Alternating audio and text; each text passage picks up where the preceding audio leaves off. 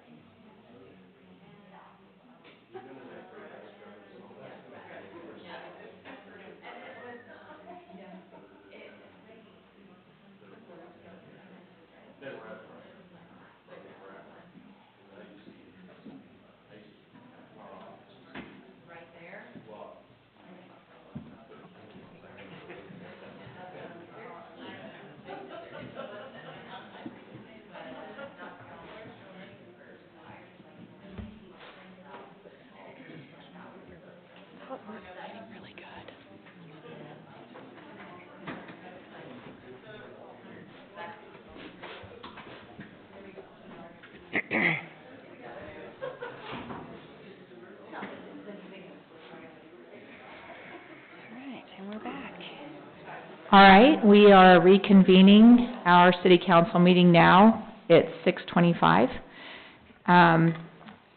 Moving to item number 11, this is the review our Parowan city attorney.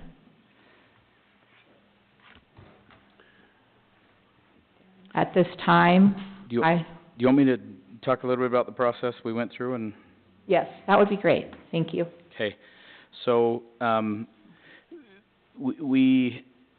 our city code allows the mayor to appoint an attorney. Our city attorney serves for an indeterminate amount of time. It's appointed with advice and consent of the city council. We've had our current attorney for a long time, Justin, whose name is on there. And by the way, Justin he asked if he needed to be here tonight, or if that would be awkward, knowing that we had only received one bid, and that was from somebody who's here tonight. And I said that would be fine if he didn't attend. So there's nothing weird about him not being here. I invited him to not come if he didn't want to. But we in reviewing city engineer, city attorney, it's even a good idea to change up your city manager now and again. I'm not saying anything, I'm just saying. We decided to put this out to bid. We hadn't reviewed this for a long time, and so we did that. We received back one bid for city attorney, and that has been the process. And so tonight we'll move forward if we so choose. I can say anything extra or not. I just wanted to kind of remind us where we're at in the process. Okay. Well, Mayor, I'll make a motion that we make an appointment to approve Scott Burns as our city attorney. I'll second that. All those in favor? Aye. Any opposed? Does it need to be a roll call? That's why I kinda hesitated. I asked Callie, and she said it didn't, but we can do a roll call if you'd like. No. Okay, so I would like to appoint Scott Burns as our Parowan city attorney, and I need a roll call vote. We have a motion on the table. Jim Shirtliff, aye. Matt Gale, aye. Sharon Downey, aye. Rochelle Topham, aye. David Burton, aye. All right, motion carries unanimously. Welcome. Mayor, do you want, Scott, maybe stand up so that everybody can see who you are? Do you want to say a few words? Do you want to come to the microphone? Do you want to sit at this chair? I would just say, even being the only applicant, I think it still might be 50-50, so I want to thank you for your vote of confidence, and Mayor, thank you. I love Parowan. I was talking to Kristen earlier. We go way back from, she was a senior, I was a junior, I asked her out, she turned me down.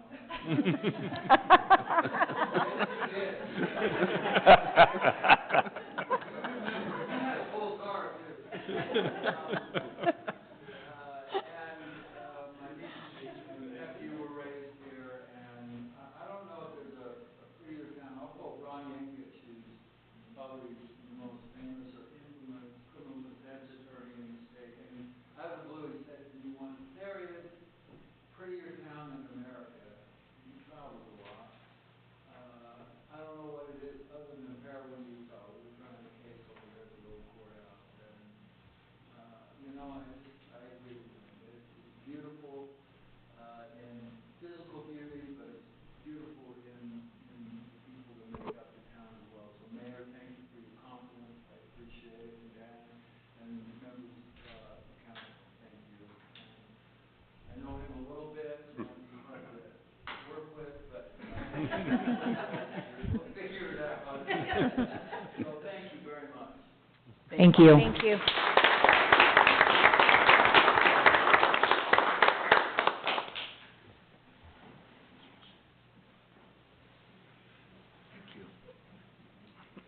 You probably ought to push that, yeah. Thank you. I'm gonna shake your hand. Thank you, sir. You bet.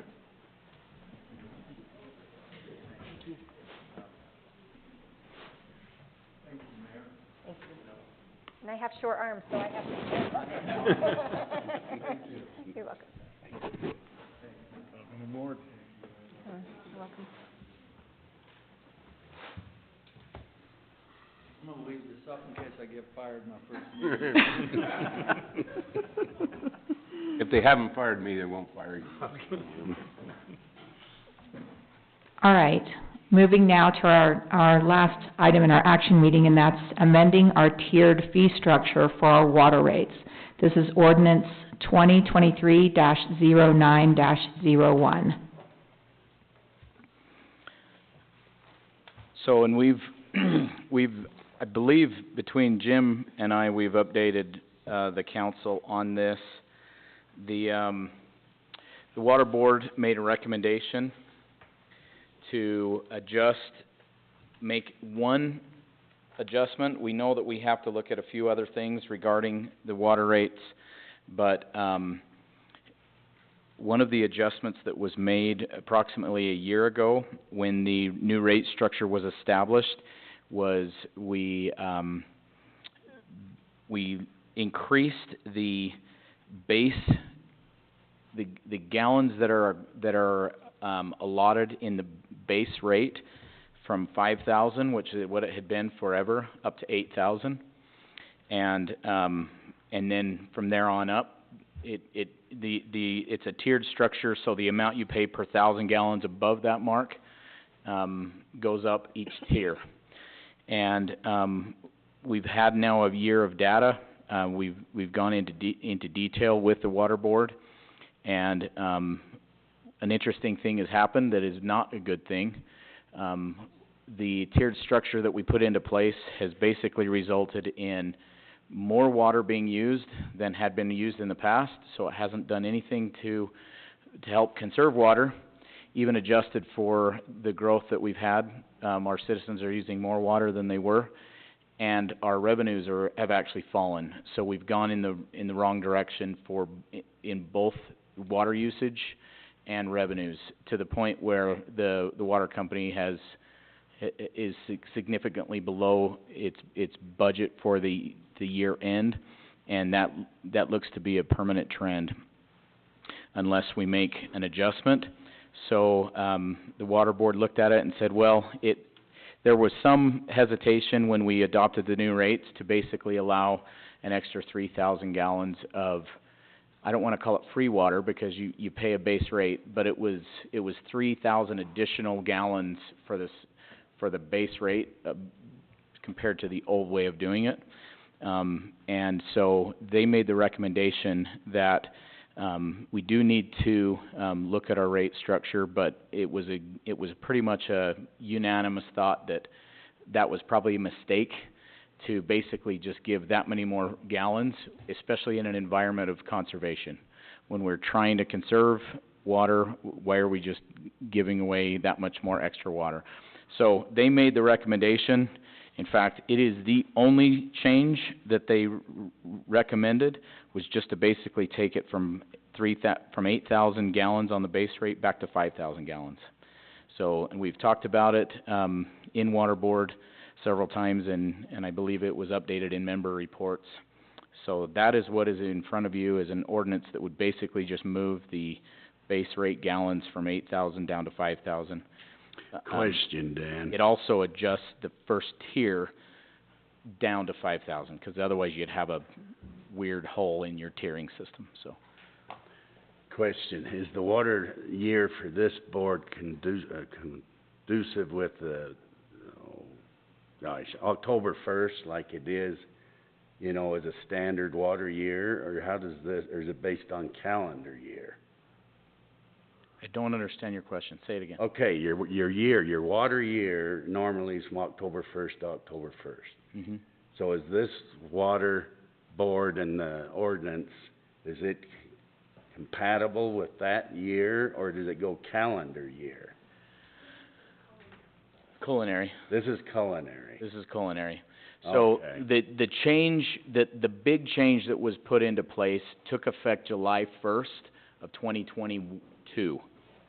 Right. From that point, you can graph that we had more water pumped, on average, adjusted for the seasonality of it, and our revenues started to fall short. That in that same time, there was a fee that was on the bill, and that fee was removed at that same time. So definitely we know that's responsible for part of the loss of revenue, but it does not account for all of the revenue. Okay. So is it fiscal year or calendar year? It's just month by month. We started losing money and using more water month. So they don't go on as far as monitoring this, it isn't fiscal year or calendar year? No, I've got all of the well pumping data from Kelly, and I've taken all of the monthly Okay. billing data from our system. So it isn't looking at it as an annual, it's looking at literally every single month and trending it, and then we had an entire year of data. I noticed when we had about 6 months of data that something seemed weird, and it's when I was doing my, getting ready for the budgeting season. It was around March, and I noticed we have something that is skewing wrong, and of course the information is lagging that we have, and at that point I had I think 6 or 7 months, and I could tell something was wrong. And once we had an entire year of data, I went back and updated it, and sure enough, it was, the result was that, so. So that increase is this year, being a wet year, it's showing that there's an increase of use of water. Yeah, So that is that's very concerning. every month, and it's, I mean, if you want, I could do a presentation, and I could come and make the same presentation I made to the water board, and bring up the graphing and show you all the analysis that I did for them. I'd be happy to. Well, I'm just saying, in a year like this, if we're using more water, then there is a definite concern. So I think this is, it needs to be Right, addressed. and it was a unanimous recommendation from the water board that the first step would be to drop this back down to 5,000 gallons for the base rate. So this would go into effect in the next billing cycle. May I add something, ma'am? When the water board was looking at the tiered system, there was a lot of work done and a lot of what ifs. And so when we decided on the 8,000 gallons as our base rate, we were aware that we needed to have at least a year's worth of data to tweak the system, because we knew that we were gonna lose the fee for the meters that had been placed on. But I think with the tiered system and now with this adjustment back to 5,000 gallons, I think we're getting closer to being a more stable system, and at the same time incentivizing some conservation on the end. Is that a misstatement, Dan? Nope. So I think this is a good move. It's something that needs to be done to ensure the fiscal health of the water system. Okay, so with that explanation, I would entertain a motion to approve this adjustment through ordinance 2023-09-01, and it will need to be a roll call vote. I'll make a motion to approve the amended tier fee structure for water rates ordinance number 2023-09-01. Do I need to say to go from 8,000 to 5,000? No. Okay. Strike the rest of that. I'll second it. Okay, all those in favor? Roll Roll call. call. Jim Shirtliff, aye. Matt Gale, aye. Sharon Downey, aye. Rochelle Topham, aye. David Burton, aye. Okay, thank you. Motion carries. Moving now from our action meeting into our work meeting, we're going to have a presentation, the pros and cons of location choices and best layout construction methods for pickleball courts, and that presentation will be given to us by Kim Skinner.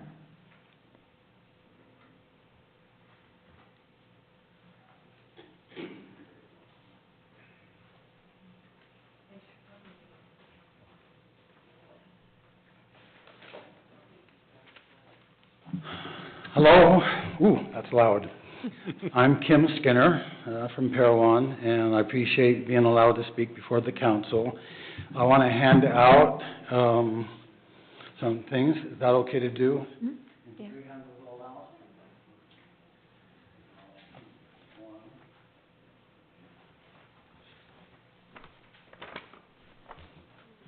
You could just hand them all here. Yes, do that. Be the easiest.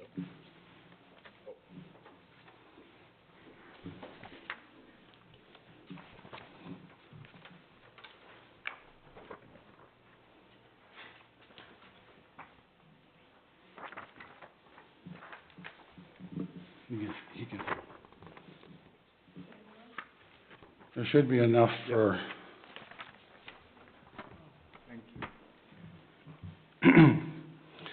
Okay, so to begin with, I recently heard that there was some more discussion on the best location for the pickleball courts, and so I thought what would help is look at the pros and cons to each the original dirt park lot that's a rectangle, and then the sports complex that's west of the soccer field. And so list the pros and cons to it. Now, I really don't like to hear myself talk very much, so I would rather, and you can read faster than I can speak, I would like to just present the pros and then open it up for questions, critique, if you disagree with it, we want to hear. So the positives for the retention pond basin basically is that it's the closest site to the bathrooms, and the parking is right across the street. I could not come up with more. I think I admit my bias and partiality, but I'd like to hear from the council if they feel that there's other positives to that site.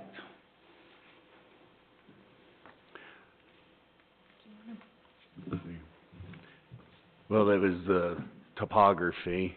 It'd be more level than the other site. There was that concern. It is more level, I agree with that, it is. The other site has drainage issues as far as you've got that drainage that has to be acknowledged that comes off from the fairgrounds and off from the Right. Gur subdivision, so that can't be interfered with, and there's also some streets there. But you can work around them, Okay. but there are some access. Yes, the group we discussed this with agrees that it's level. The question mark, and it's listed on the negative side, and that is it appears to be much lower than the street, so there might be probable need for truckloads of dirt to bring in and raise it to the level and be compacted.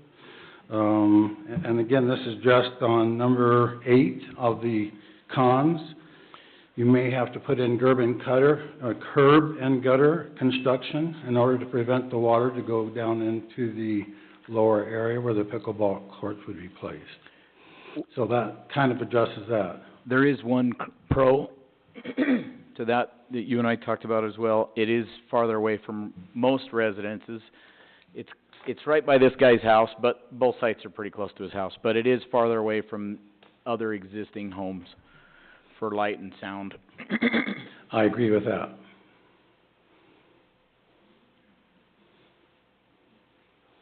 Okay, anything else? All right, so to discuss the negatives to the pond basin site, it's going to be placed, in our opinion, and all these are our opinion, nothing is really fact, as far as I can tell, but those pickleball courts will probably have to be replaced within 20 to 30 feet of that street, which I think is the negative. Is there a reason for that, besides safety? A reason for it being close to the street? No, the 20 to 30 feet, I'm not following the being question. too close to the street. If the courts were within 20 feet of the street, there's not a lot of walking room, especially not parking.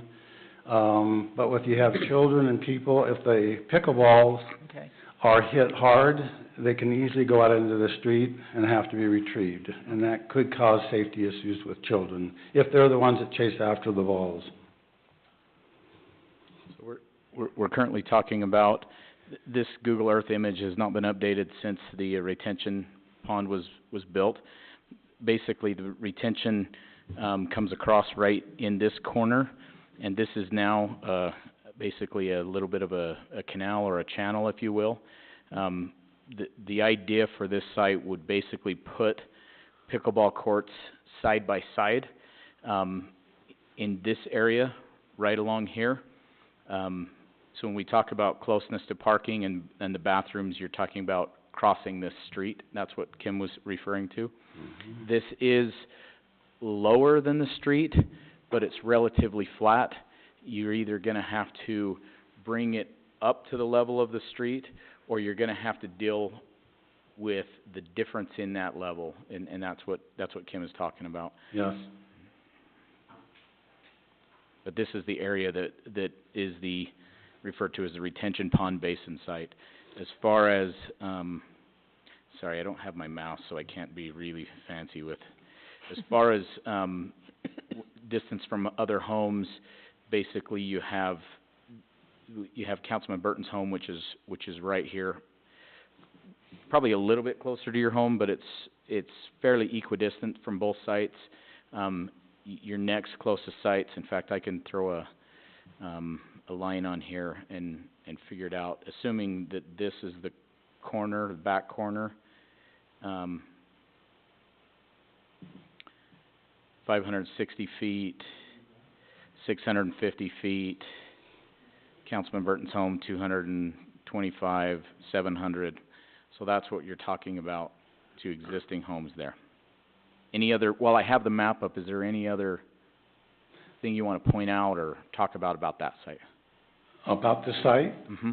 Well, I want to mention, as you can see, there's other negatives to the site, and that is that there's only room for 8 courts, no more than that. And so if pickleball grows, Parowan's not going to double in 5 years, but in less than 5 years, the interest in pickleball can double or triple. I've seen it in just the last 3 years.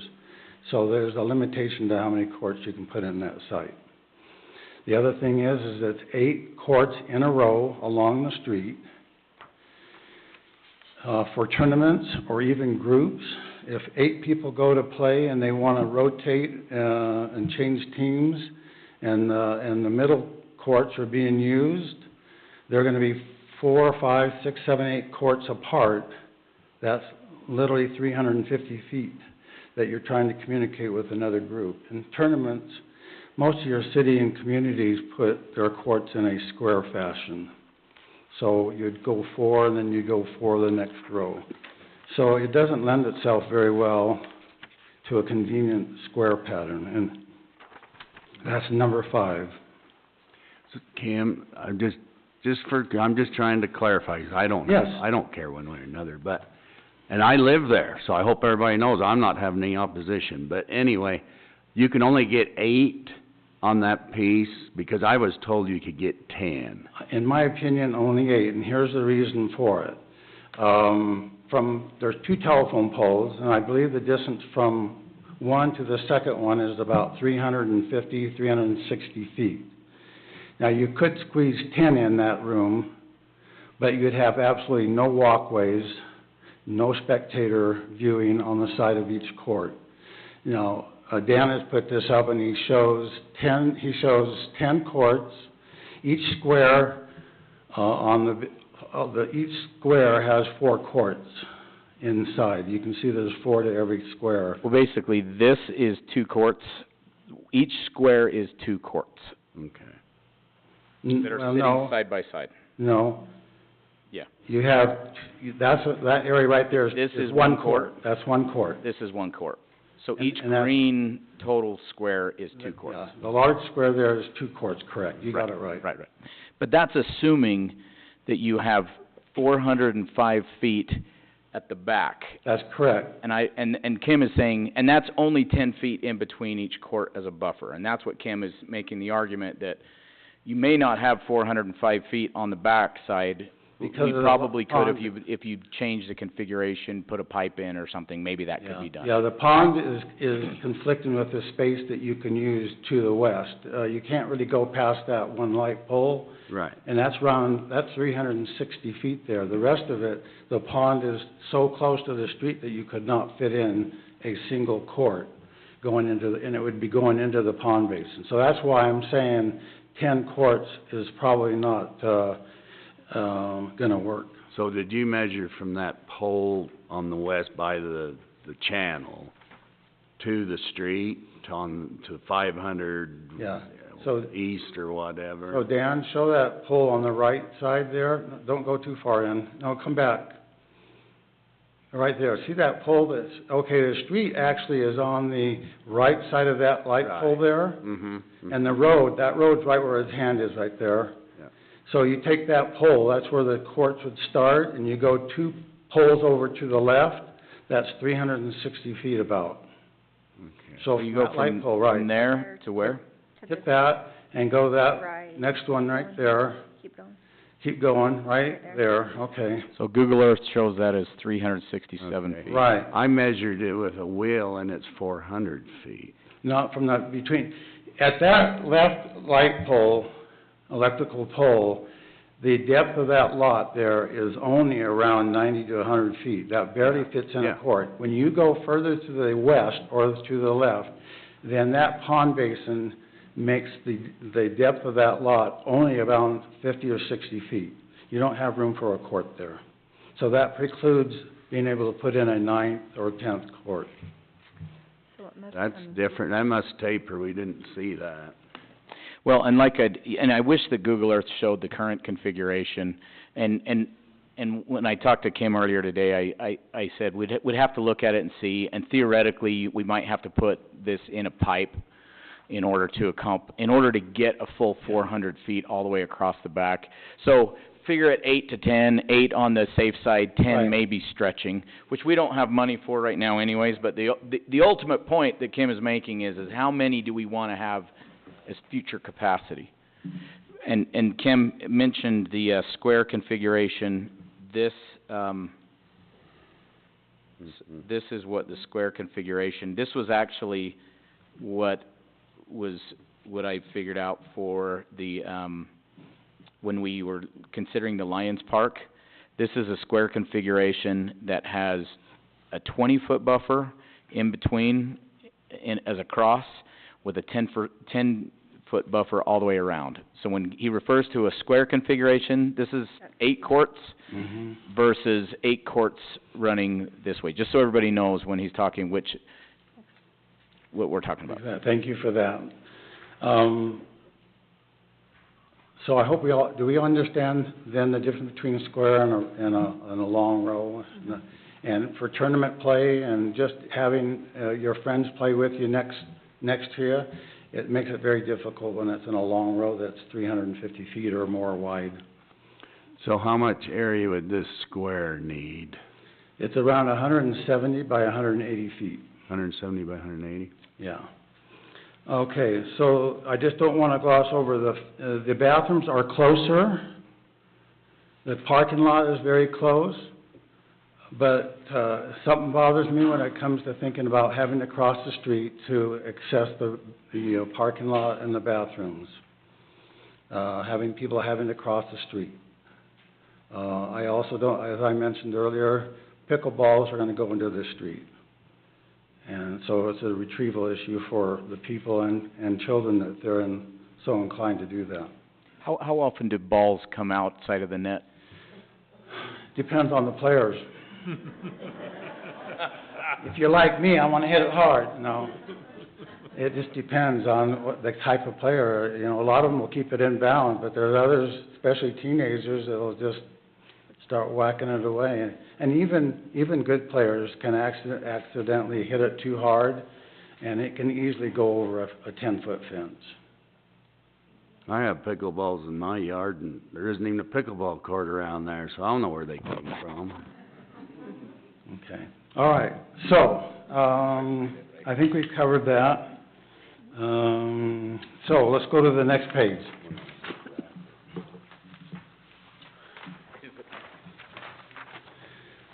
So I have the positives to the site that's west of the soccer fields. It's approximately 4 acres. In my opinion, we can actually place the initial 2 to 4 courts, depending on the cost. I think there can be 4, but if the costs are higher, we can put in 2. But we can put in 4 courts and future courts and keep them 200 feet or more away from 200 north, which I think is a positive. It takes it away from the street, the homes, and it allows a great windscreen that's placed on those courts on the south side and partially on the west side that is great to block the wind. And that's a big deal for pickleball players. I'm gonna pull up the parcel viewer, that's what I'm doing. I'm sorry? I'm pulling up the parcel viewer so we can Okay. see the actual parcel. All right. And while you do that, then that 4 acres allows for expansion. I think 8 courts is going to serve its purpose for tournaments. I think it'll handle a lot of traffic from the citizens of Parowan. But with the growth of interest in pickleball, you could easily want to put in another 4 or another 8 courts. And this area lends itself to that expansion. The area, because it's square in itself, you can put it in a square design, as we talked about, which is favorable for groups and tournaments. There's room for parking. There's room for a potential play area, play yard for the kids, picnic area.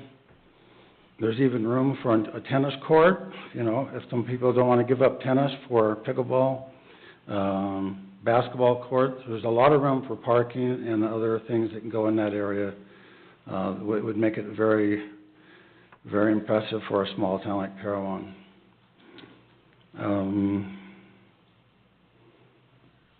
There's greater vehicle options because of the county land. We can even use county land for parking on the south side. Everything's on the south side of the road, so there's no crossing the street for people to access the concessions, the bathrooms, the other ball fields. Anyway, I think we've covered the pros. Are there questions? Well, Is there Ken, disagreement? I think this spot here, I know there's a difference in elevation, Yeah.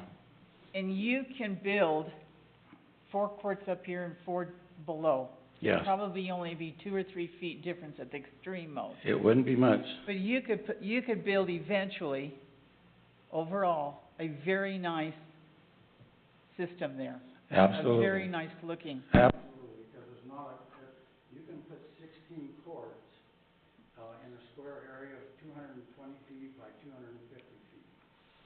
And so that's only 1/4 of that entire 4-acre parcel. So it's only going halfway towards 200 north. So you can keep all those courts away from 200 north, and the rest of the area is for parking or whatever else there's a need for or desire for the city. And it's like I've always said to people, I'm not a pickleball player, I'm a pickleball learner, but I did play tennis, and they made a lot of courts at different elevations. Yeah. And there's not that much difference between the two There's not courts, except they're smaller. Yeah, for 8 courts, there's only Well- gonna be 170 feet. There's not a lot Right. of elevation change Right. from 170 feet to the other. It could be- And I just think that's more conducive to a beautiful layout for courts. It would be an awesome layout for this city to have. So I just wanted to point out that 4 acres, it's roughly 4 acres, probably a little less. But part of that is dedicated as a drive-through, as a road, if you will, along here. Plus we have a good portion of that which is currently being used for parking for the soccer fields. When I looked at it, I estimated somewhere around 3, just because I made this a skinnier rectangle. But 3 acres is a lot of acreage. Also, the way that All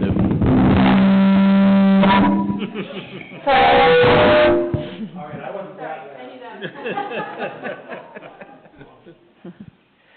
the other thing you have to allow for is the grading of the parking lot. The county parking lot of the fairgrounds comes down into this. Right. I think it approximately follows the old track, but anyways, I just want to make that point. Well, and you've got those roadways that you have to take allowance for, that old Paraguna Road and that goes down along the west side of the soccer fields. And there's that drainage area right along the soccer fields. You know, those all have, the integrity of those all have to be protected. Dan, is there any available land to the west of the south half of that property that goes towards 300 East? Down in here. Well, No. you had a square there, but I'm talking about the bottom half of that square. Can you go towards to the west a little bit? So I'm waiting for the parcel viewer. Okay. I got the circle of death right now. When I went in to measure, it took off the, hang on, let me try to get rid of some of this stuff and see if it'll calculate faster. I just want to see the parcels. Thank you very much.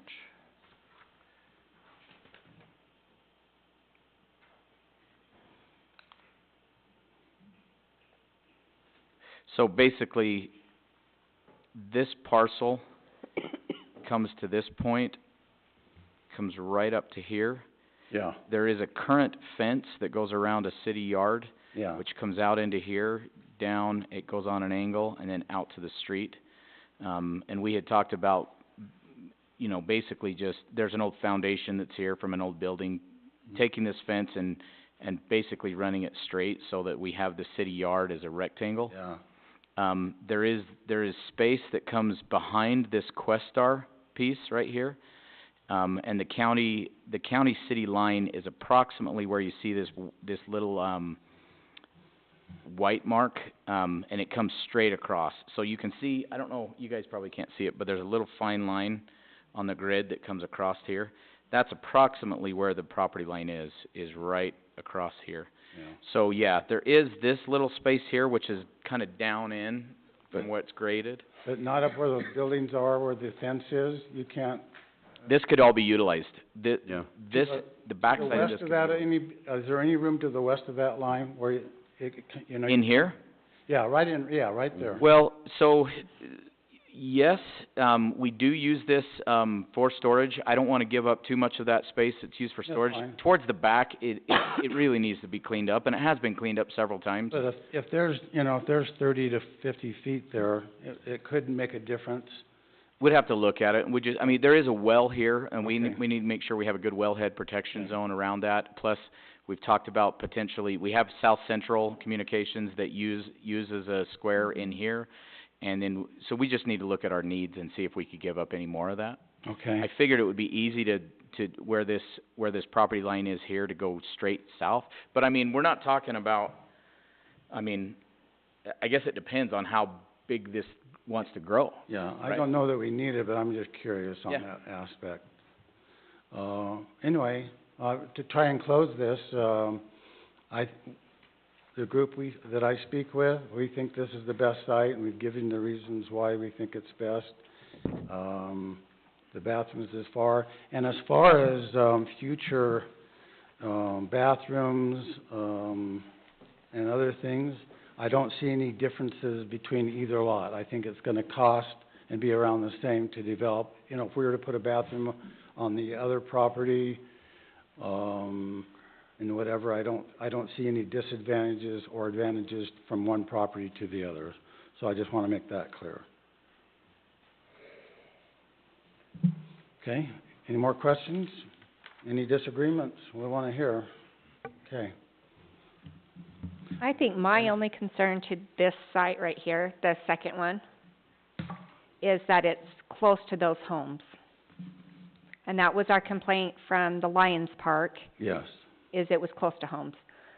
I'm not saying that I don't really care where we put it, I just wanna make a decision on where we're gonna put it. But Yes. I can see that being a potential problem, or maybe not even a problem, just something that we need to mitigate.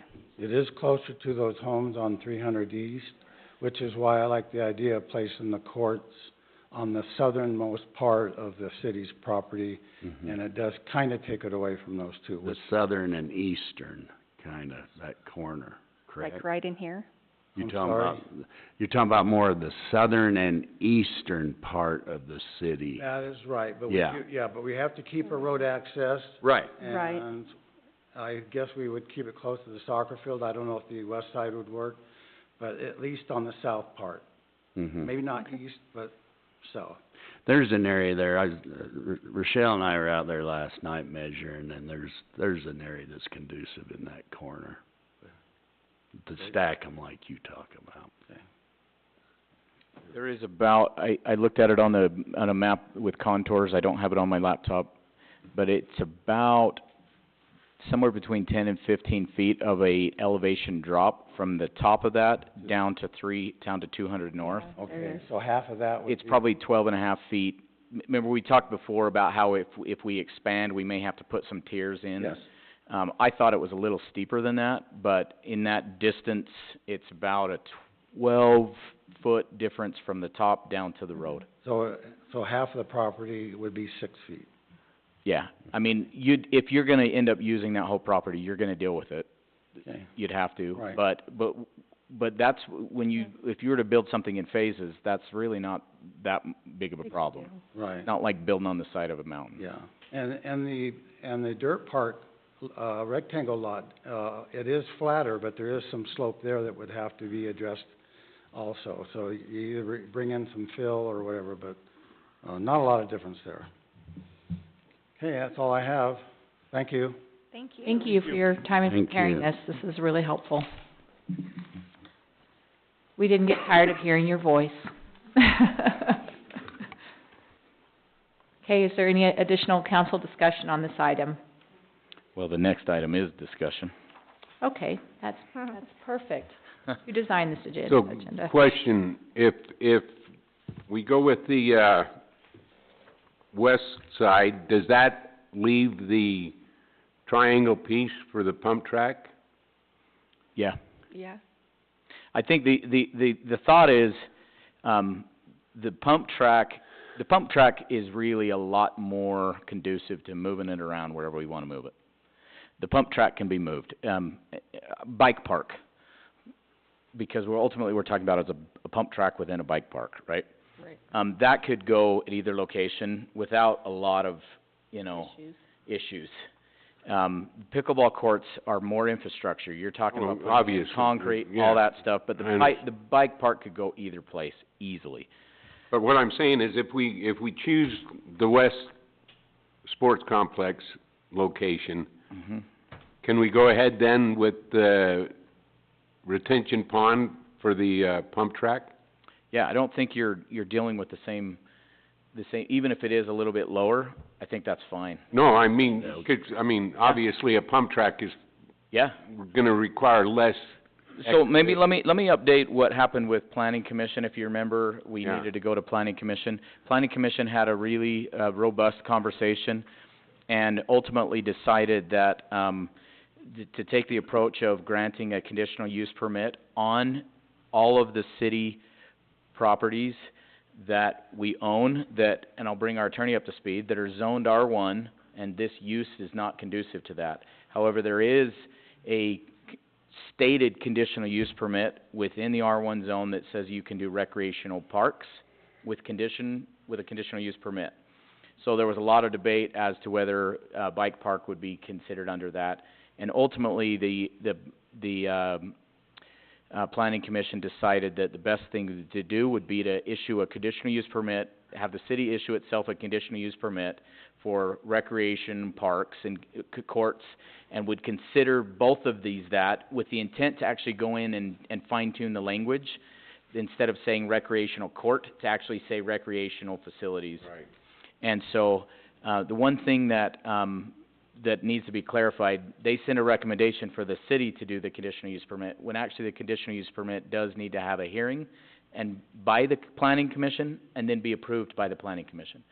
The only conditional use permits that go to the city council per our code is for RV parks and for, PUDs. I've already talked to Judy, I haven't had a chance to talk to Larry yet. It's there, Larry, go and read it. He's questioning me right now.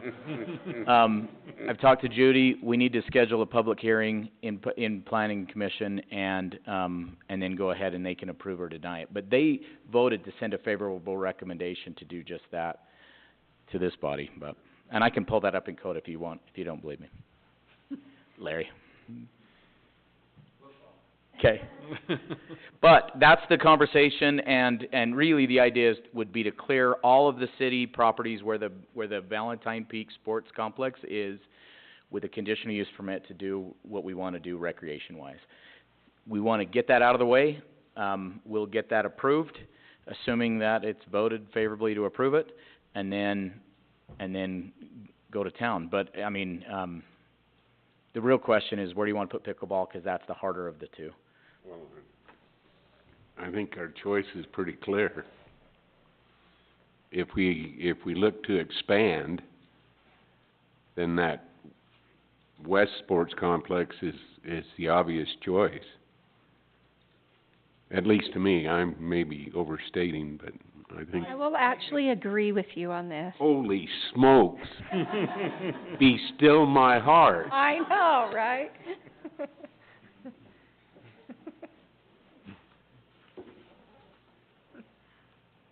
I agree with you too, Jim, of course, Well, and I think, like I said.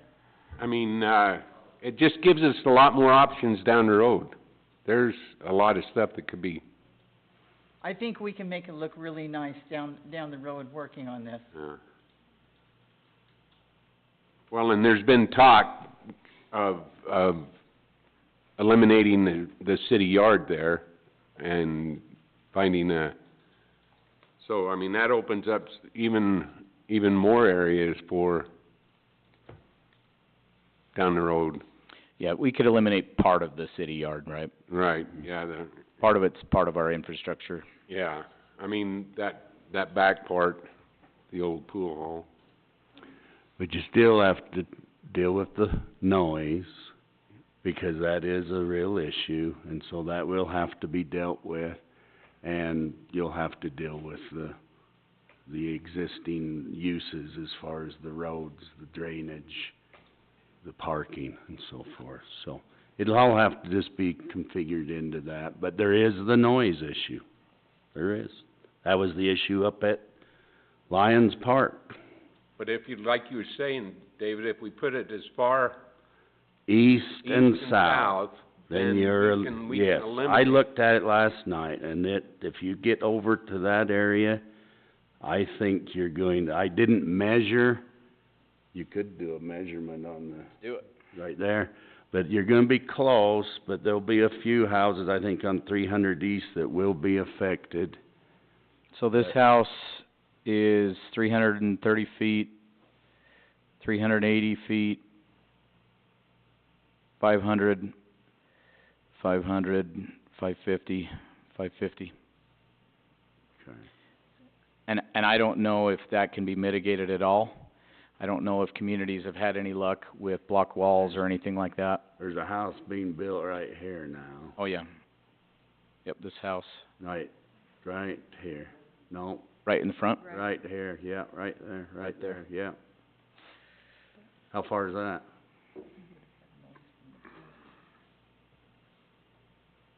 You guys should try and do this with this little, tiny little mouse thing. That little I think you're doing a hand. good job. I don't There have you a go. mouse. So assuming it gets built on the front of the lot, 350 feet. They dug it today. Where's mine? How far am I? So we'll go from that corner, Larry, because that'd be the are you closest coming up? corner. 413. Okay. You wouldn't actually be the closest house. No. So I don't want anybody to complain. Larry Zajac, Parowan resident.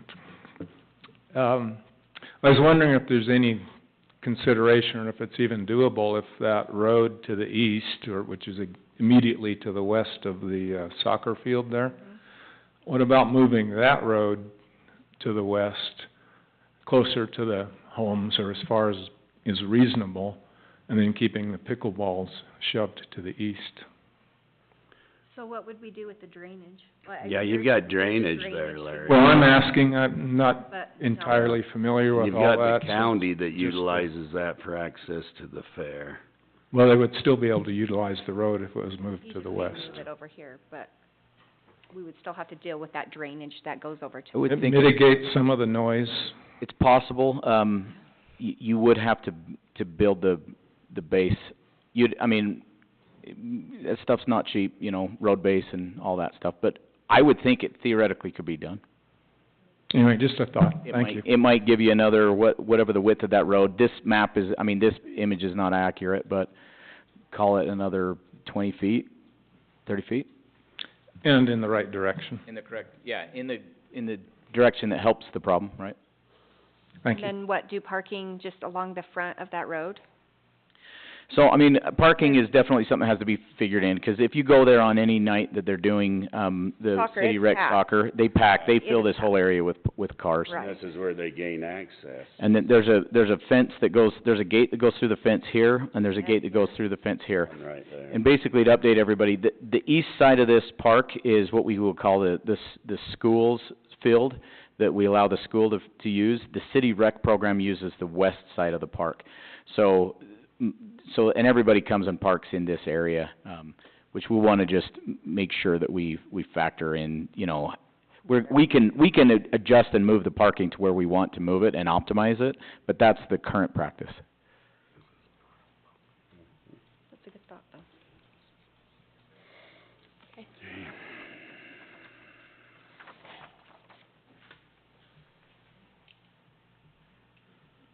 Janelle Zajac, Parowan resident. I would also ask, since you're concerned about the noise of pickleball, is soccer a silent sport? Is it quiet? I don't know. Are the parents quiet? If you're losing. Not sure. Yeah, see, so, yeah, just another concern. Well, to me, we would have had no noise if a pool would have been built there too.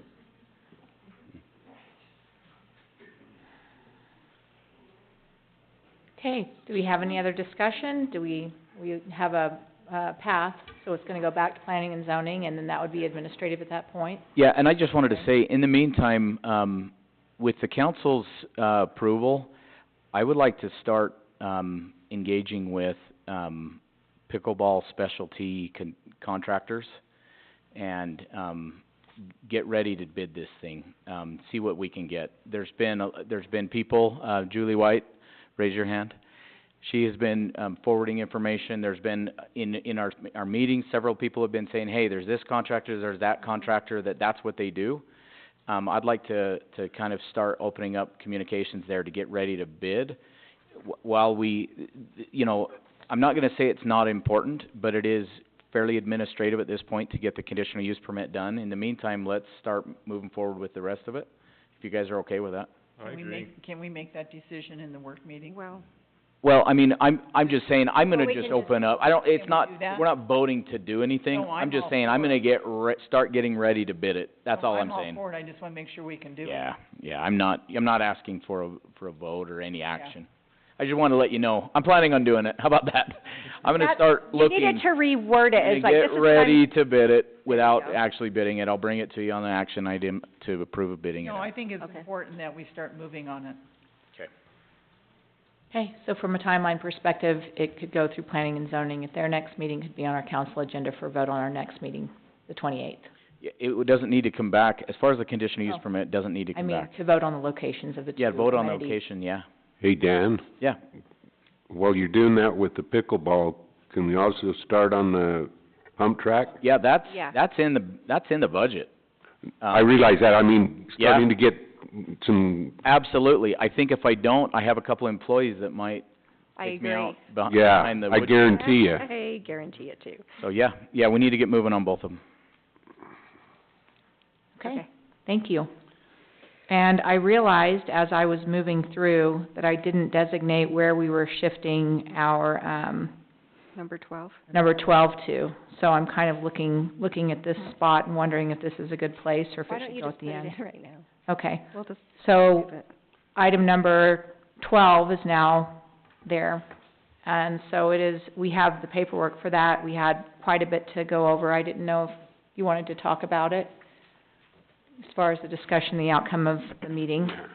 Over the years, there's been some changes to the, historical preservation ordinance, and in the earlier rendition, there was a statement in there to see Appendix A, and over the years, we have used a number of things as appendix, and Dan pointed out that it needed to be a little bit more, accessible and part of the ordinance.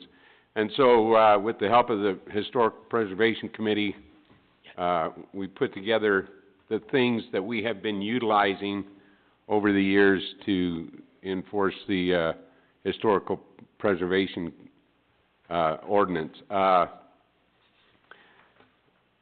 In your packet,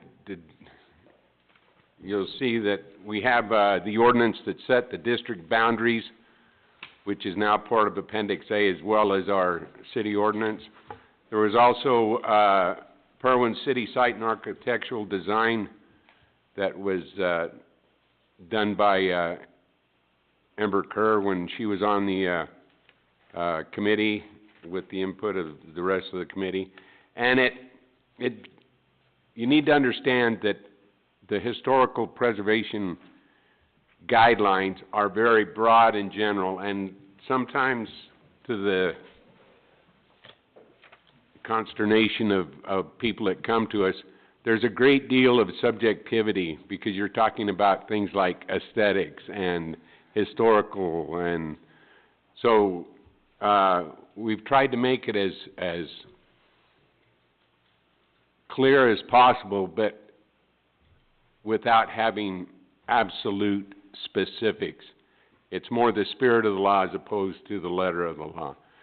But, we have city site and architectural designs, that gives some broad generalizations and overview. In addition, various committees over the years in Parowan have put together different pamphlets. For example, this one, Parowan, Iron County, Utah, is quite old, but it has a number of the sites, a map of the location of the sites, and that's one of the things that we needed to have in our ordinance in Appendix A, is a list of our historical buildings and monuments. So that was placed in. Kristen Robinson also brought in a list, or brought in this newer pamphlet that was done by the Heritage Foundation, the Historical Preservation, and once again it has the list of many of the historical sites and homes and things in Parowan. And so we just thought it was important to have it formalized and placed into the ordinance as the Appendix A. And where it references Appendix A is in the development standards under the Historical Preservation Code, which is land use code. At the end of the first paragraph, it says, general guidelines to be followed in this consideration are attached hereto and labeled Appendix A. And there hasn't ever been a formal Appendix A. And so we're formalizing our Appendix A that we've utilized. It's 15.42.100.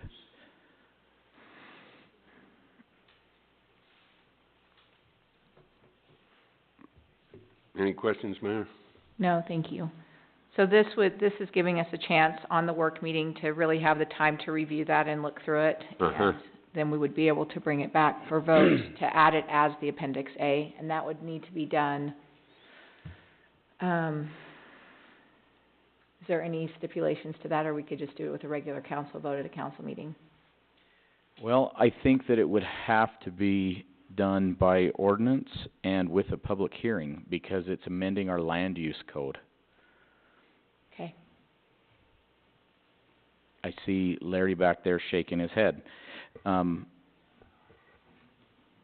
It's not specifically something I think that would be printed in the code, but I may be wrong on that. But it is referred to, and it is a official part of the code.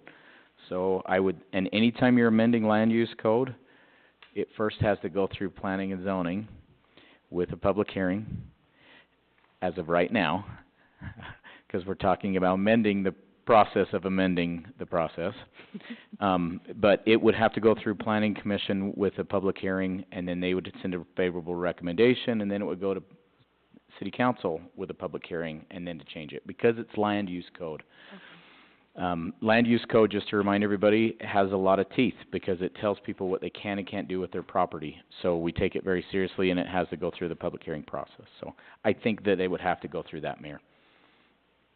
So really, the thing to do would be send it to planning commission, let them review it, debate it, talk about it. We could put it out on our website if people want to see what's being considered. It only affects the historical landmarks, and it affects the historical district, which is the 8-block area, 100 east to 100 west, 200 south to 400 north, and then on out on 200 south out to 600 west, and then follow Center Street up to the cemetery. I'm getting pretty good at that, because we've had a lot of meetings lately. But that's the land use area of the city that would affect, plus any other historical sites that are designated outside of that area that are specifically designated. Are there any? The monuments, Yeah, some of the monuments. And, Meek's Cabin, the Heritage Park. Yep. And even some of the older homes have, historical designation. The Meek's Cabin, for instance, is on the the National Registry, excuse me. And so there are some sites around town that have historical significance. So I think to answer your question, Mayor, that's the next step. Okay, so it really was early to be on the on the action meeting, so we have quite a few pieces of this to move, and I appreciate that committee's work on this. That was a lot of time and a good document to start with and begin looking at, so thank you. Okay, anything else on this? All right, moving now to item 16, review of ordinance amending City Code 15-02-140 and 15.02.150. So this is something that Planning Commission has been, working on. Wanted to bring it to the work meeting so you guys had a chance to consider it, and then we'll bring it to, action meeting next time. This is what I made reference to. I kind of made a joke. This is amending the process to amend the code. And this is basically, it's not as, interesting as it sounds. The state legislature changed, some of the process that they allow cities to do. They changed it from 14 days to 10 days on noticing, when there's a public hearing on an amendment to land use code. And then also, this basically changes our code that currently says the city council will have a public hearing to the city council may have a public hearing on amendments to the land use code. So it's pretty straightforward, but, that's and it came with a favorable recommendation. Didn't wanna surprise you guys with it, but we need to have a public hearing currently in city council, because right now it's a may to amend the process, and the process that we're amending is the amendment process. So we'll have a public hearing next time, and then we'll vote to amend the amending process. Okay. I've had a good time with this one. Can you repeat every all that? word of it. It's like, can you repeat that? This was funny. Okay, thank you for the heads up on that. There's not any more discussion on that item. We can move to 17, appoint committee to study and update salary and wage system. So during our budget, process, when we met with the city council to set this year's budget, there was some discussion about, where do we stand? If I could draw everybody back to a time when, before I was here, there was there was truth and taxation that was done, and there was one of the large reasons of the truth and taxation was in order to essentially pay for an increase and in law enforcement, and then but it affected all of the city staff. Law enforcement was one of the biggest driving factors of that, as I understand it. And at that time, we implemented a step and grade salary and wage system. But we didn't really ever get into any more detail as to what that means. There was a step and grade grid, but it was never really formalized as to how an employee is supposed to actually move through a step and grade system. Usually a step and grade system, each job, not each person, but each job is given a grade, 1 through 30 or whatever however many steps or however many grades there are. People are kind of familiar with this with the federal government. For example, you may have a assistant who, I don't want to pick on anybody specifically. An assistant something or other that is set at a grade 5. And then there's so many steps within the range of what that job can pay. And that range can be, or so many steps can be set by different things. We don't really have this spelled out super well, Is it years of service? Is it certifications? What is it? And, we don't really have that. If I could make the, metaphor that it was a good start to implementing this step and grade, but it's not really a living, breathing system. And we need to clarify that a little bit. We need to tie it to, whether we're gonna have it set. Sometimes you'll have a step and grade, and basically, the way to increase steps is automatic, or it could be tied to employee valuations. It could be a mixture of both. It could be you advance a grade unless you have a negative, employee review. It could be that you advance a grade, only if you're giving a positive recommendation from, I don't know, there's different ways of doing it, and we haven't really taken it to the point where it's a living, breathing system. And so, we did that, and everybody was good, and then now, here I am as a city manager, and I have department heads coming to me and saying, hey, I have an employee that has received a certification, or somebody that has, if we're gonna hire somebody, how do we tell how to put them where in the grade and in the system? So we need to kind of take it to the next level and further define what it is, and then also look at a few specific employees that need to be looked at right now. So, what I would like to do is have a committee, that's what we discussed at budget time, to actually study it, to look into it, to pull up data and really kind of figure out how do we want to move forward, both in the whole, and also we need to look at a couple of employees and make sure that they are currently set appropriately. But this is typically something we'll do in a committee and bring back a recommendation. As a committee, we wouldn't want to have any more than 2 city council. Just as an idea, what I would recommend, we have 2 city council. We have Callie, who is our HR person and does payroll. We'd probably want to have Judy, our treasurer, on there, myself, the mayor, if she would like to, and 2 city council. That's who I figured would be probably appropriate, but however you guys want to do it, we can expand that. I don't want to have a huge committee, or we can kick a few people off the committee if you want to kick a few people off. And then we'll engage with the department heads one-on-one as necessary if there's something we need to discuss about their department. But I'm guessing this process is going to take a little bit, a couple of months, and we'll have to have several meetings. We're going to want to go ahead and get some data on a few things. More than anything, I want to leave this with a program that actually makes sense and we know what it works, how it works, and employees, they need to have a career path when they work for a place. If we're going to hire new employees, they need to know, okay, if I come on board, this is my career path. I'm going to get hired at this wage, and if I hit certain mile markers, I'm going to end up at that wage. And if I want to advance more than that, I'm going to have to maybe go from patrol 1 to patrol 2, or I want to become a sergeant someday in order to hit that next tier when I have a couple more kids, or when I want to buy a bigger house. You want to give them a path forward, so then employees that want to go to work for an entity want to see that there's a path, that I can make a career here. We don't want to ever be just a jump off spot to somewhere else, right? So anyways, that's kind of the point of it, what I'd like to request. You can breathe now. Like you held your breath that whole time. So is there any council discussion, or is that we're just going to kind of simmer on that for a minute, or? No, I think it's necessary.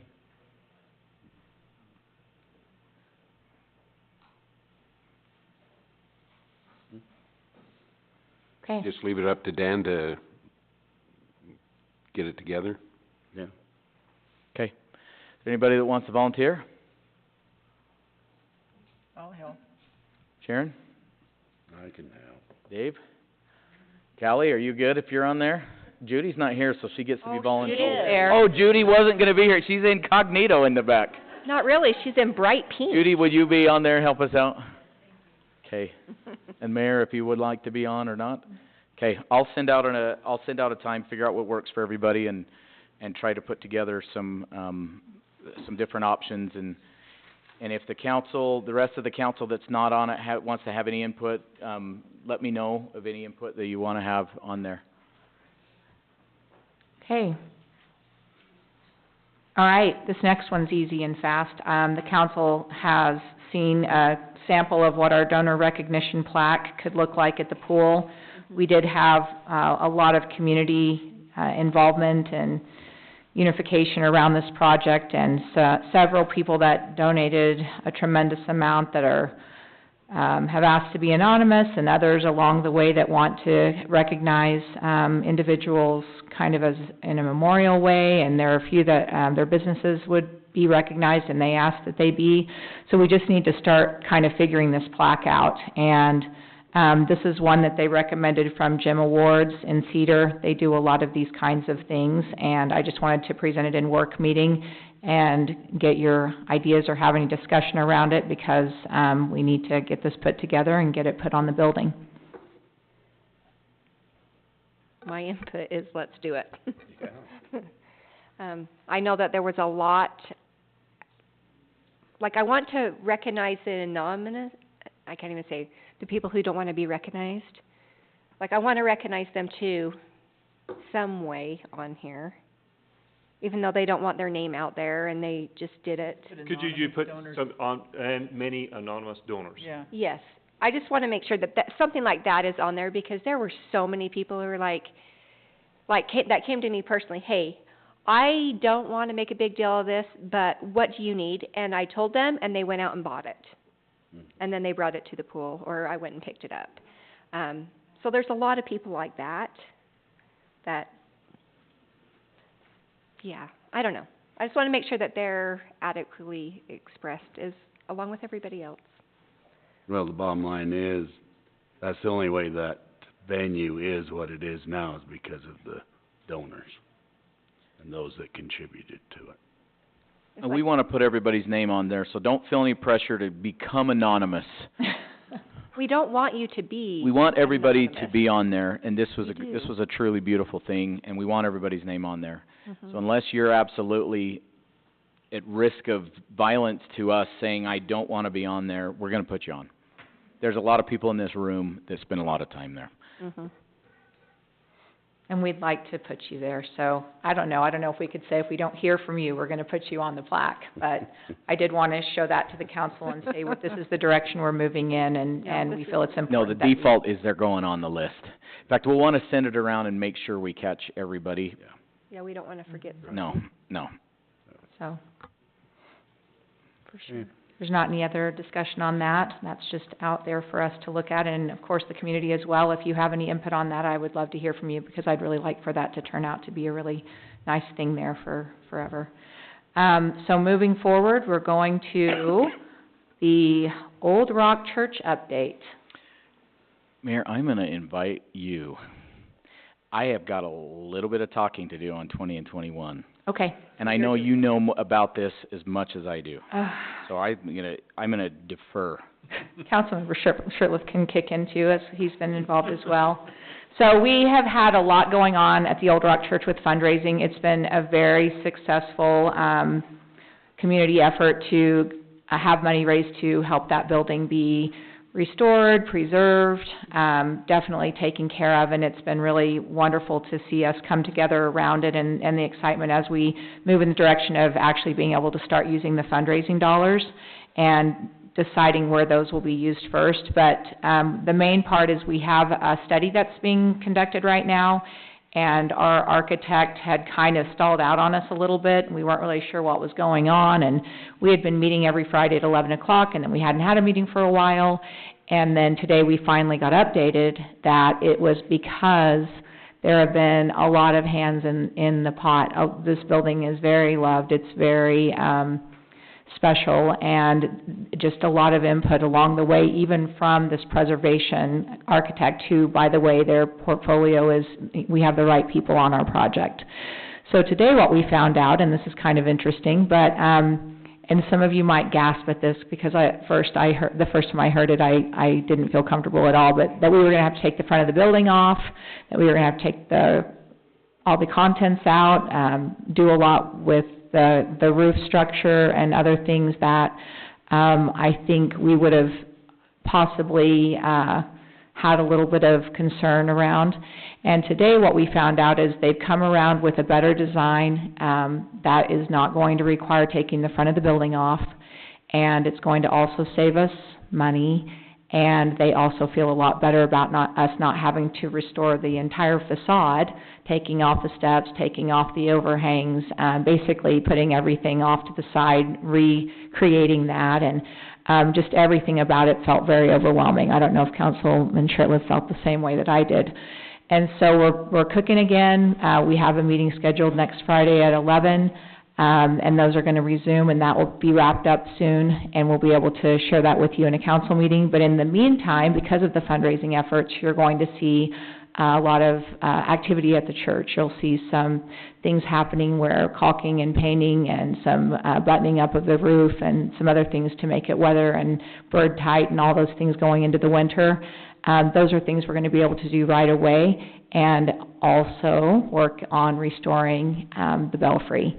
And that's been a really important part of this project for the community. Seeing that belfry looking the way it does right now, I think is a big part of the concern for the building. And now, just to kind of put things into perspective, we've done a lot of exploratory work on the building, and throughout that process, everyone's in awe of how amazing the architecture and the structure is, and how sound that building is, and what a gem it is. I mean, I knew that, but now that we've been all up around and inside, so there isn't any concern of the belfry toppling off, there isn't any concern of the roof blowing off, nothing like that. But the things that we do need to address, we are addressing in a order of priority. So, did you have anything to add to that? No, absolutely, just exactly what you said, Mayor. Question, how is our brick sales or donations coming? Are they Due tomorrow, isn't it? good or bad or just average? They're going really well. I mean, it's hard to, really know, like, an around one fundraiser like this, but we feel really good about the bricks that have been sold. We have a substantial amount of money. I'll bring an update next council meeting when Friday closes, because we had a lot of people walk in and buy bricks today. And a lot is, for me it was neat to see people coming in and hitting the deadline, and I've had some other people that have told me they've got some order forms to bring in tomorrow. So I think it's been going really well. So it ends tomorrow? For the first round. For the first round. And it's something that will, again, stage out the projects and the spending on that, and also keeping in mind that as we go after grant money for this restoration, we don't want to spend all of our fundraising money, because then we don't have grant match money. So it's a pretty measured approach, but I think the outcome and the strongest thing to report is that the building is safe, and it's going to be made weather tight before the winter. And we're hoping the belfry, we get that looking really sharp in the next few months, and it's going to be a neat project to see come, step by step. And the community has been wonderful in supporting, and everyone is waiting to see it looking better. I don't know if you had anything else you wanted to add. I'll just add that as we wrap up with our architect and the plans, we've asked him to put them in order in a way that we can phase this project. I mean, we've had rough estimates. There's no way we're even close to bidding anything, but we've had rough estimates between $1 million and $2 million of work that needs to be done to make this thing seismically sound, and to do all of the upgrades involving some of the things that are like wishes, like putting an elevator to have access to the upper floor, which is the really cool part of that place. Right now, it's not ADA accessible, and but are there other things that could be done there instead of that? But basically, to get that and to put in heating and air, everything to actually have the building climate controlled, which will help the building extend its longevity, plus not to mention all of the artifacts that are in there. But what we've asked him to do is to do it, to give us plans in such a way that it could be phased. We could start with the top and re-roof the whole building. It needs to be re-roofed, and do some of the seismic enhancements that need to be done literally up in the roof, where the rafters tie into the walls and so forth, and then work our way down through to do everything. And so that if we do have if we're able to get a grant, we have $40,000 in the bank from fundraising. We can use that as match dollars to go ahead and get a, say, $200,000 grant. We have a project that can be done. I mean, otherwise we may have a thermometer that gets filled up over the next 20 years. And, you know, it would be better to actually do the things we can do, if it can be done in a way that you're not going back and undoing something you did. And he seemed to think that that was doable when we last talked to our architect. Okay, so he kind of gave you the number of how much money's been raised so far. It's a good number. It's a good start. But if you ever want to talk about it, you can talk to myself or Councilman Shirtliff, because we'll talk to you about it till you're bored of talking about it. And it's a great project, and we have opportunities ahead to continue to help, of course, with that effort. Now, we are going to move into the library building update. For a minute, I thought you were going to leave, and I was like, we're almost there. Okay. Our librarian is here, Corey. That's who she's referring to. So, this has been I would say a little bit more of a difficult and negative thing. We've had to deal with some scary stuff with the library.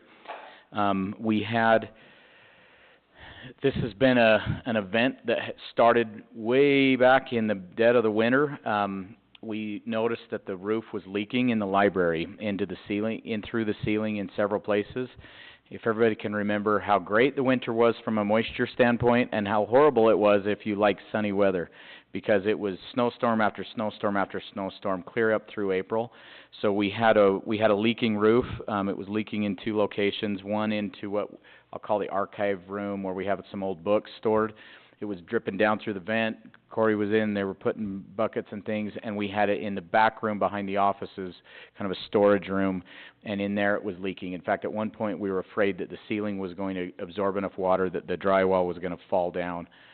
And so I actually went in and cut a relief hole. We put a bucket under that just to allow the water to drain rather than continue to soak the ceiling up.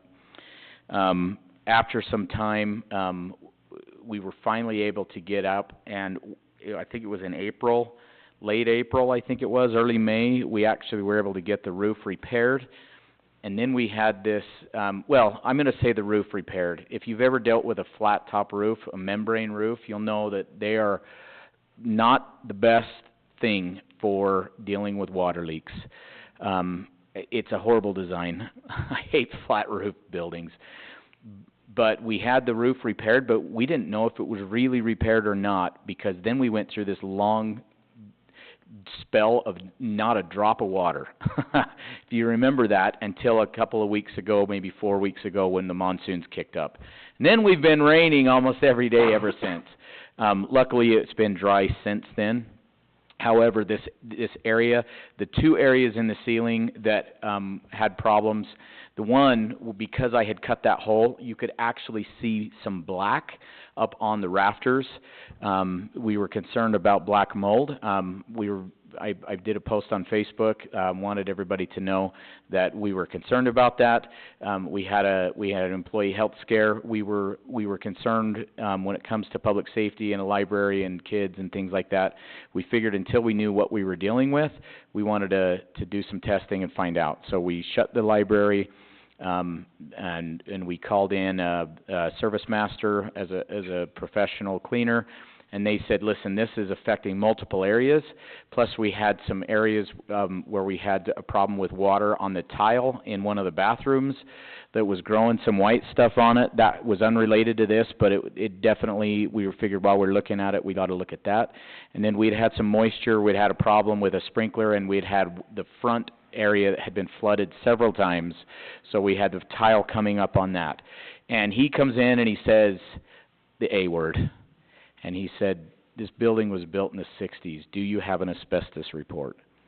I can't touch this and that until we know. And we didn't have a survey that we were aware of. Even if we had a survey, it would have to be within the past 3 years. And so he did testing for mold. He did airborne testing in 4 locations where he actually puts up a thing and it's exposed to the air for a certain amount of time. It like sucks in the air into this device, sends everything off to a lab to get sampled. and then he did a surface test with a tape test and sent that off in several locations. Come to find out, we did have some black mold that was up in that spot where the ceiling had been wet, up inside on the rafter. He was able to touch that with tape, and there was black mold that came back. The good news is that there was no black mold that was in any of the air tests. However, there was an interesting note. In the archive room, there was something that flagged on the one air test there was a particular type of mold, which this, according to the industrial hygienist, that's what he does, is he said this is a type of mold that is very rarely occurring. It's not known to be harmful to humans, but it grows on paper, specifically kind of old paper. And he said this is probably, we're picking up traces of what is on these old books. So he said not a real big thing to be concerned about, but that's what did get picked up in that room. But we didn't have any black mold that got picked up in the air, any spores that were airborne, so that's a good thing. And he came back with recommendations that we go ahead and mitigate, but we definitely had to get the asbestos testing done. So we've had the asbestos testing done. Come to find out, none of the roof tile had asbestos in it, but the floor tile does. And the mastic, which is the black glue that they adhered that tile with, because this building was built in the 60s, both the glue and the floor tile has asbestos in it. So legally, in order to do anything with that tile, it's only really a problem if you disturb it and basically make that asbestos airborne.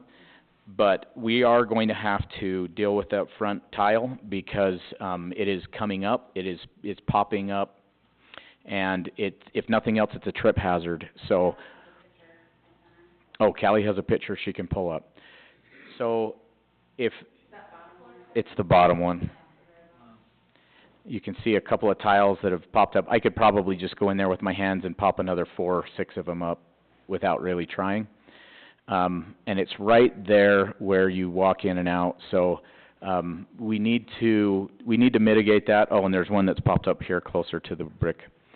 And we need to mitigate the ceiling. I've started an insurance claim, and insurance company will most likely, I need to get the bids, which I hope to have today. This process it's frustrating how long it takes, but I should have the estimates today or first thing in the morning.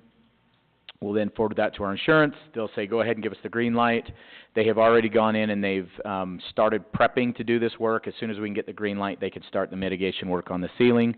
There's a different company that has to take the floor tile up because it's asbestos. We can't even legally touch it ourselves.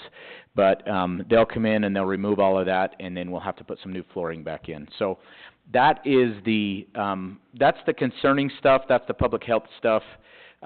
We're shooting for a target date to reopen the library a week from Monday. And they may still be doing mitigation in the back, but if so, they'll have it totally cordoned off, and they'll have the airflow, so there's nothing that could get in through the duct system and go out into the front area. Even if they're not done yet, they will be able to safely reopen the library. So I guess that's the bad news and the good news relating to that. The bad news for the council to really consider as we kind of look long-term at this library is it's got some major maintenance issues that we need to consider. Specifically, we had a problem with the water piping. It's got old galvanized piping, we think. And if you've ever dealt with galvanized piping in an old house, what happens is it could start out as a half-inch pipe, and by now it's like you're trying to breathe through a coffee straw. I suspect that's what's going on. We don't have hardly any pressure in those events. We had the hot water heater, the rod had corroded, and it was creating that sulfur egg smell, and black water was coming out. This was earlier in the first of the winter. So we removed that water heater, which is the first move in that, and we put in a tankless, and we're still having problems because it's in the pipes. And I bet those pipes are probably chock full. It's not as much a public health worry, although you don't really like the smell of it when you turn it on and you smell that. It literally will fill the place. It smells like rotten eggs, and it's not something you really think you want to wash your hands in. So we need to address that. I'm thinking that we're probably gonna have to take down, luckily all the bathrooms and all the water is in one area. We can probably take down all the drywall, and replace all of that piping with PEX. And, we're gonna have to get a new tankless water heater, 'cause the one we put in has failed.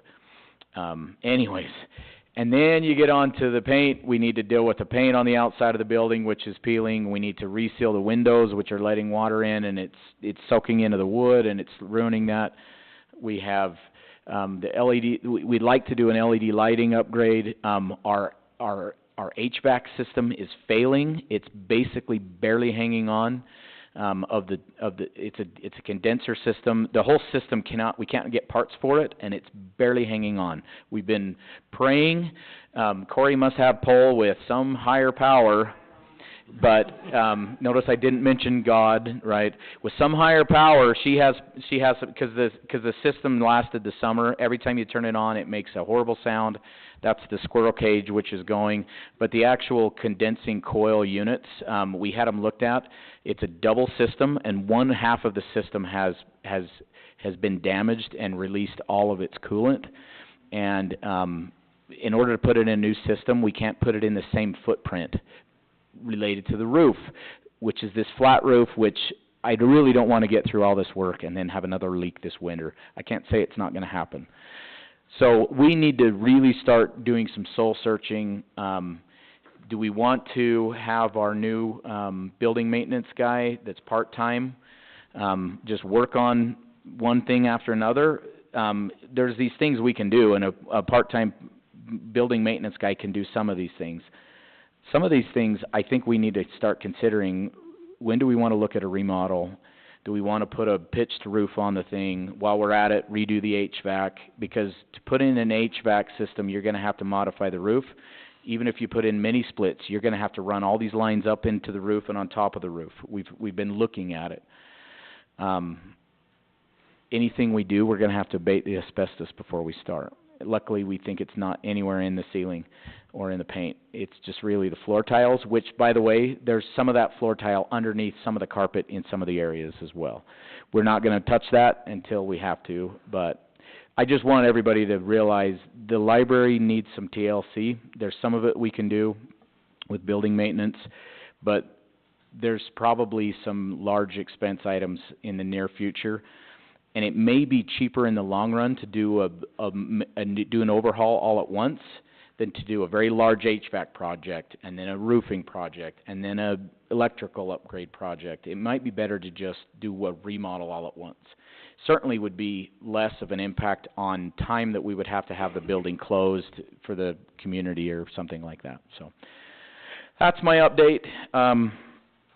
Like I said, we're shooting for next Monday to reopen, and we appreciate our librarians and our staff and the Prevention Coalition and everybody else that's been patient with this process. Not that there's ever a good time, but right when we go back to school is kind of a lower traffic time for the library, so, you know, it was a little bit of a blessing in disguise there. But any questions or comments or thoughts?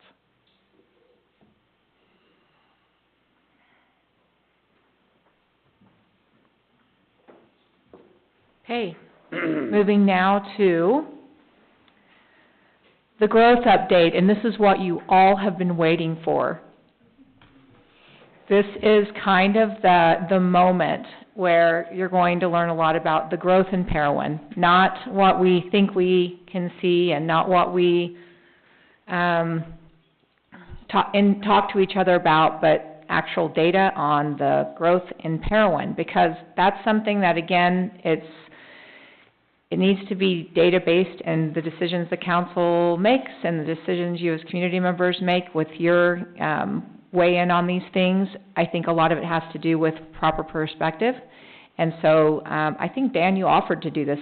You just said, I want to do a growth update. It comes up all the time. Growth is a 5-letter G word, even though it's more than 5 letters.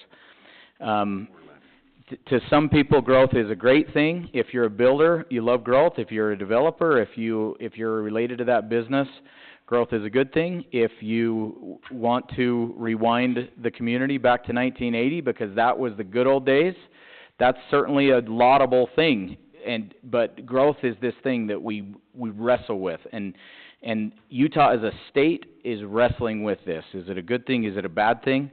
I'm really not gonna get into the politics of growth or what is our optimal growth rate, but I am going to discuss some actual data because there's a lot of misconceptions about what Parowan is experiencing.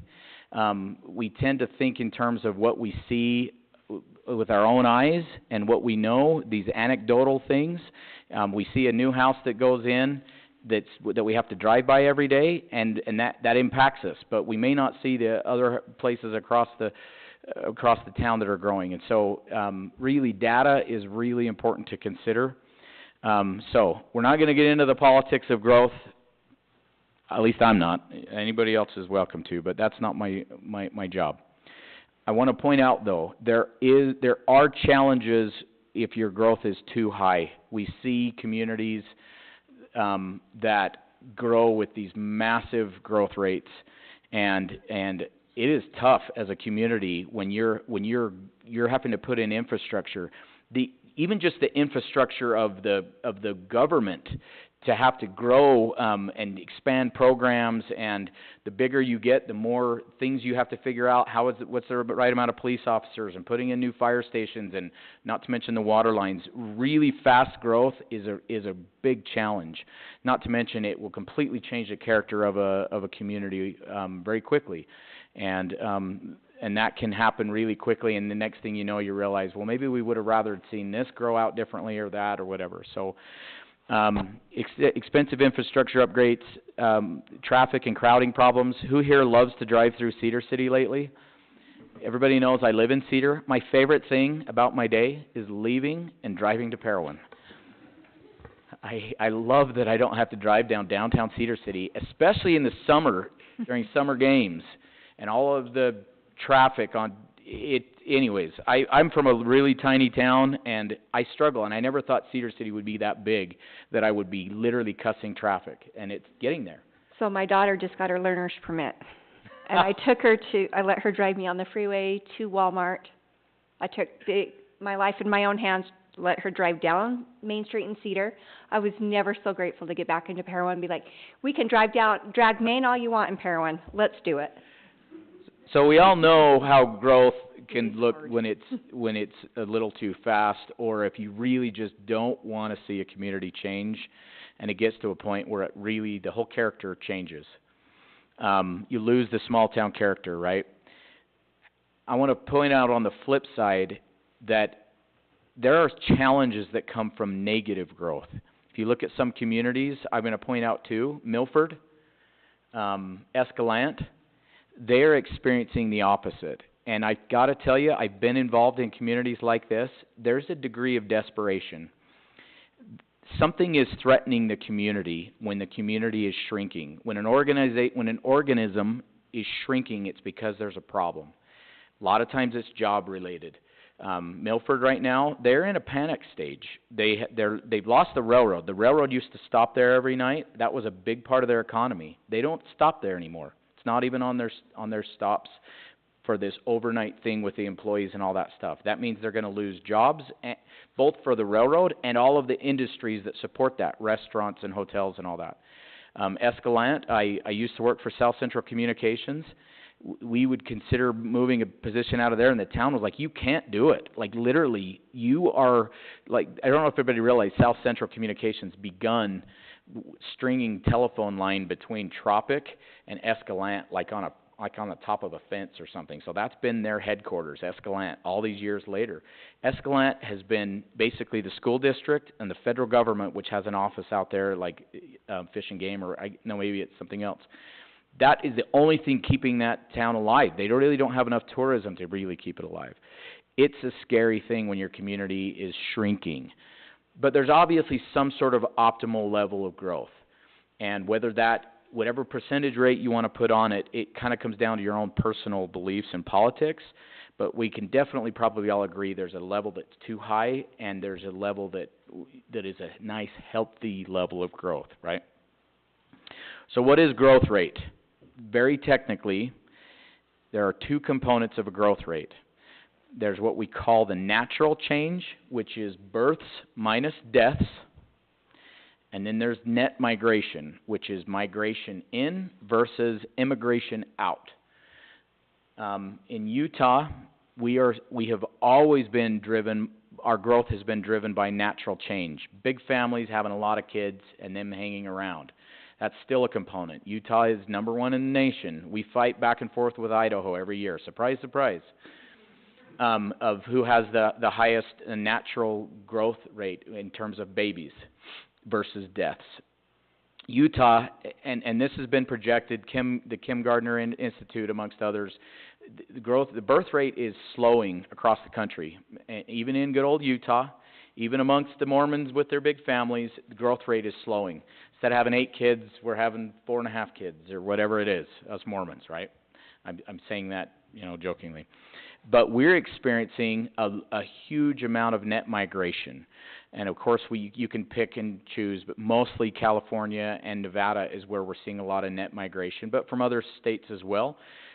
We saw a big uptick in net migration because of COVID. We could talk about the politics of that, but Utah is experiencing this major influx of people coming in, plus we have natural change. That's where your growth rate comes from. They do expect the natural change effect to continue to slow. Everybody across the board, your sociologists and economists that look at this, expect natural change to slow. You're already having a lot of cities on the East Coast that they're having negative growth. People are leaving, and they're having not enough kids to even replace their own population, right? Growth rate is usually a small percentage. I want to talk to you about what a normal percentage is. So this is the U.S. growth rate for the last, this says the 2102, but I cut off that part of the graph. So this is about the last 70 years. We've gone from 150 million in the country up to 450 million. This is the growth rate that's averaged between, it was around 1.5%. And then around the ones, now it's down to less than 1%. That's across the country. I want to point out, and I want to talk a little bit about Parowan's growth rate, but I want to do a comparison with Cedar City's growth rate. I've gone clear back to 1890. I've done this for a reason. This is our growth rates. Cedar City in orange, Parowan in blue. Go Rams, right? This has been our growth rate. I have ignored all the data except for on the end of the decade when we had accurate census data, right? That's why it's so jagged, because we only have a data point every 10 years. Our growth rate since 1890 has averaged 1.0. That's not a rounding number. There's extra numbers after it, but it's 1.0. Whereas Cedar City's growth rate has averaged 3.3% in that same time frame. That sounds like a small difference, but when you understand how growth rates work, you realize the effect of that. The reason I picked 1890 is that was the last time, 1880 was the last time that Parowan was bigger than Cedar City. We had 957 population. Those were good days. Those were the good days. Bragging rights. Mother town, right? So in 1890... So you were telling us you were there, right, Jim? I was a wee child. In 1890 is when it crossed over, and Cedar City became bigger by 30 residents than Parowan. That's when we told them we didn't want the college. Right. The college was a big impact. Cedar touts that, but now they got the traffic, right? So this is the difference between an average 3.3% growth rate and a 1% growth rate, extended out to where we are now. Cedar almost looks exponential on this graph. It looks like an exponential growth curve, doesn't it? Whereas Parowan doesn't. We had a meeting with the school district the other day, and Dave Staley did not believe me that our growth rate was around 1%. And I was like, and he's like, Dave, that doesn't make any sense. And I go, Dave, rewind in your brain back to when we were the same size communities and look at towards now. like, that's what happens when you have a 1% growth rate. You end up with a community that's just over 3,000. There's nothing wrong with that. That's why we are the way we are, because that's the growth rate that we've had historically. Now, just for the fun of it,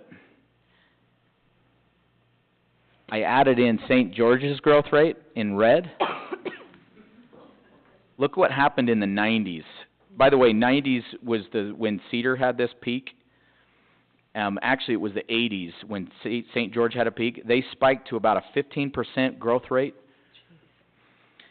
over a 10-year period, and then back to an 8%. And the effect on population. By the way, St. George City back in 1880 was at 1,300 when Parowan was at 900. And now they are, and this was as of the 2020 census, at 95,000. They're above that now. That's what, and their growth rate over that total time frame was 3.9. Now, they had some obvious, like right about 1980, they really took off. But that's their growth rates. Okay, so how do we measure our population? It's really hard to measure your population. It's not this thing that's easy to measure. Because you have people coming and going, people being born, people dying. You have people that are here visiting, that are doing a short-term rental, and you have a house that is sitting there vacant, and a house that may be sitting as a short-term rental, and a house that has a single person in it, and a house that has a family of 9. And then all of this is changing at all the times. We've asked lately about building permit data, right? We've talked about that a lot. What is our building permit data? And gratefully, the county has given us building permit data. I want to point out building permit data can be misleading. It is information, and it's good to understand. However, most building permits pulled are not for new homes. We have, since January of 2015, that's the data we just recently got from the building department we subcontract that out to the county. We've had 512 building permits since 2015. Of those 512 building permits, 191 of them were identified as conventional. And you might be tempted to think that that was a new home, a new conventional home. If you assume that they were new homes, and you assume 2.9, 2.87 individuals per home, depending on which year you look at with our census data, that's how many average citizens we have per household. And then you add 2.87 times 191 homes, and then you add that to the growth, to the population we knew we had in 2015. If you do that math, we should have a population of 3,788 as of 2020. Yet you look at the census in 2020, and we had 3,037, which puts us over by about 750. If you use building permits and you're tempted to look at every new building permit, every new home as a building permit, as that many more people, which would put us in a 5-year period off by a full 25% of the total city population. So, my point is don't get too worked up about the building permits, because a lot of those that are even as a conventional, maybe somebody doing an upgrade, however the county classifies it, we just don't have that many new homes. On average, if you look at it, we're adding. Well, I'll get to that. So, what is a good measurement? The best bad information that we have comes from the census. They go through and they take a scientific approach, and it's reliant upon who answers their surveys and all of that stuff, but it's generally accepted to be the most scientific data that we have, and so we usually adopt that. We usually follow that. The problem with census data is they only do it every 10 years. It's this big push. The problem is the in-between years, they estimate. Well, we think that your population as of 2020 it was this, so therefore we now think in 2023 you're at that. I don't know the factors that go into that, but I think they look at the general growth in an area. I want to point out, so if I go to look at the U.S. Census population since 2014, and then I use their number every year, you'll notice in 2020 there's this massive correction. In 2019, they estimated that we had 3,186 residents. When they actually did the census, we were just over 3,000. So they had estimated this growth rate similar to what Cedar City's growth rate was, and they had projected it onto Parowan's data. And they were way off on Cedar City as well, so there's a big correction with Cedar City. But then the very next year, 2021, they have us estimated at 31, 32 again. And so that's just the tendency. So in all of my data, when I'm really looking at it, I'm only looking at every 10 years. And in between then, it's anybody's guess. That's the 2020 census, which was the correction, right? So it is the best estimate of population, but it's far from perfect. So this is, I've been getting to a point, and then I have a little bit other demographic data that I want to talk about. If you just look at every 10 years at Parowan's actual census data since 1950, really through this this period of time that gets us to where we're at now, this is the most recent growth. The population are the blue bars. Sorry, there's a lot going on this graph.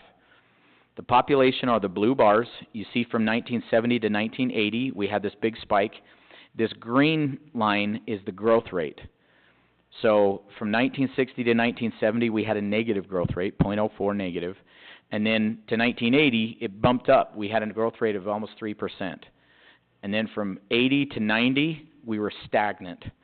And then into 2020, we had this big spike. So in the 90s, we were growing. We spiked up 3.7% on our growth rate. That bumped us from 1,800 people up to 2,500 people. So the 90s was a big period of growth. We could probably chart several of the subdivisions in the city to that time period. Then from 2020 to 2010 to 2020 from 2000, I have that mislabeled, to 2010 to 2020, we have averaged 0.9% growth rate. Over that entire period, if you look at all the growth rates and average them out, we're at 1.2. This is census data, right? So when we compare ourselves to Cedar, and they've been experiencing some periods in the past few years of 5% growth, 3%, 4%, we've been chugging along at about 1%. That's just the reality. Otherwise, we would have a lot more people here, right? It makes sense intuitively when you think about it. So some other demographic things I want to talk about. In the last period from that last census to the current census, this is the percentage of owners to renters. In 2010, we had 80% owners, 20% renters. In the 2020 census, that dropped to 68% ownership to 32% renters. Number of households is the blue lines, and you would expect that to go up because we had growth. The interesting thing is the green line is number of households with children 18 years or younger in the home. There's a shifting demographic in Parowan over the last decade. We have less homes with children of 18 or younger in the home.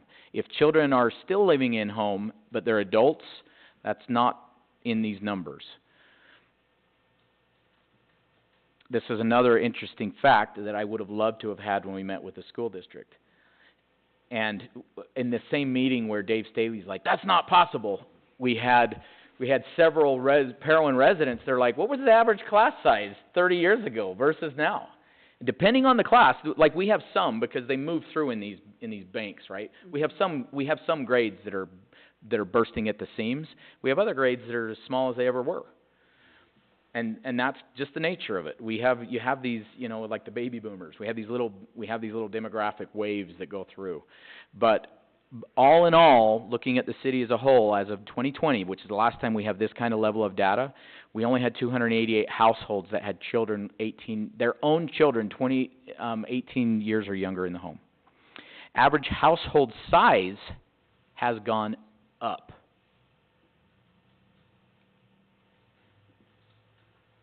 Now that doesn't seem at first glance to make sense. You have less kids of under 18 in the home, yet household size has gone up. That means we have more what I would call non-nuclear families living together. Probably more families with adults, the adult children living there, and more families that have parents living with them in the home.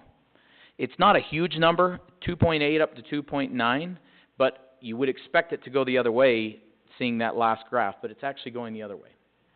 Just interesting. That's the last of my demographic data. I only have this slide, and then I have some summaries. A lot of people want to know what can be done about growth, and this is a raging area of debate across the state.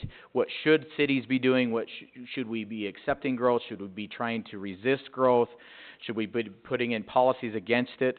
You can't outright make growth illegal, and there's certainly a property rights consideration. People should be able to do what they want with their property. That's like one of our founding beliefs as Americans, right? So what point should our policies restrict growth? And I'm not going to wade into that, but I will tell you that one thing that is a massive retardation of growth in Parowan right now is our code on water. And this is a very smart one, whether your goal is to reduce growth or not. We have code on our books which would stop a new subdivision or a new lot split without that new person that's creating this new potential housing unit, without them bringing water rights to the city. And they're not just any water rights. They have to be water rights that are of a specific priority date, which is tied to the the draft groundwater management plan. So what that really means when it comes right down to it, we have pegged the growth of Parowan to the available water in the aquifer. In order for us to expand outside of the parcels that are already in the city that are grandfathered to be able to have one connection, and they're grandfathered to have up to 1 acre-foot of water, if you want to split a lot, or you want to do a subdivision, or if you want to annex property into Parowan in order to do new building, so something that isn't already entitled because you already own land, you have to bring the city water, and it has to be viable water in the aquifer that with an older priority date. That one thing makes us, it kind of retards growth, and it doesn't kind of retard growth. It does. If you want to do a lot split and build a house because you have a big lot and it's possible, you got to go find a water right and you got to give it to the city. And if that water right isn't available, you can't do that lot split. That's the way our code is written. I will remind everybody, this is not just some punitive thing the city did. The city, under the groundwater management plan, is going to lose 86% of its groundwater rights under that plan over the next 50 years. So the city is in a big hole, and we need to dig out of it. And the only way we dig out of it is to stop digging deeper, and then we're going to have to acquire some additional water rights. Now, we have surface water and spring water, and I won't get into all that stuff. But groundwater is the main method. In fact, it is where 100% of our culinary drinking water comes from today. So, to tie our growth to our water is a very astute thing to do. This was done by the council and the city manager and the mayor and the water board before I got here. But I take my hat off. But it is a major impact. It is a speed bump to growth in Parowan. It's fairly new. That's not why we've had low growth to this point.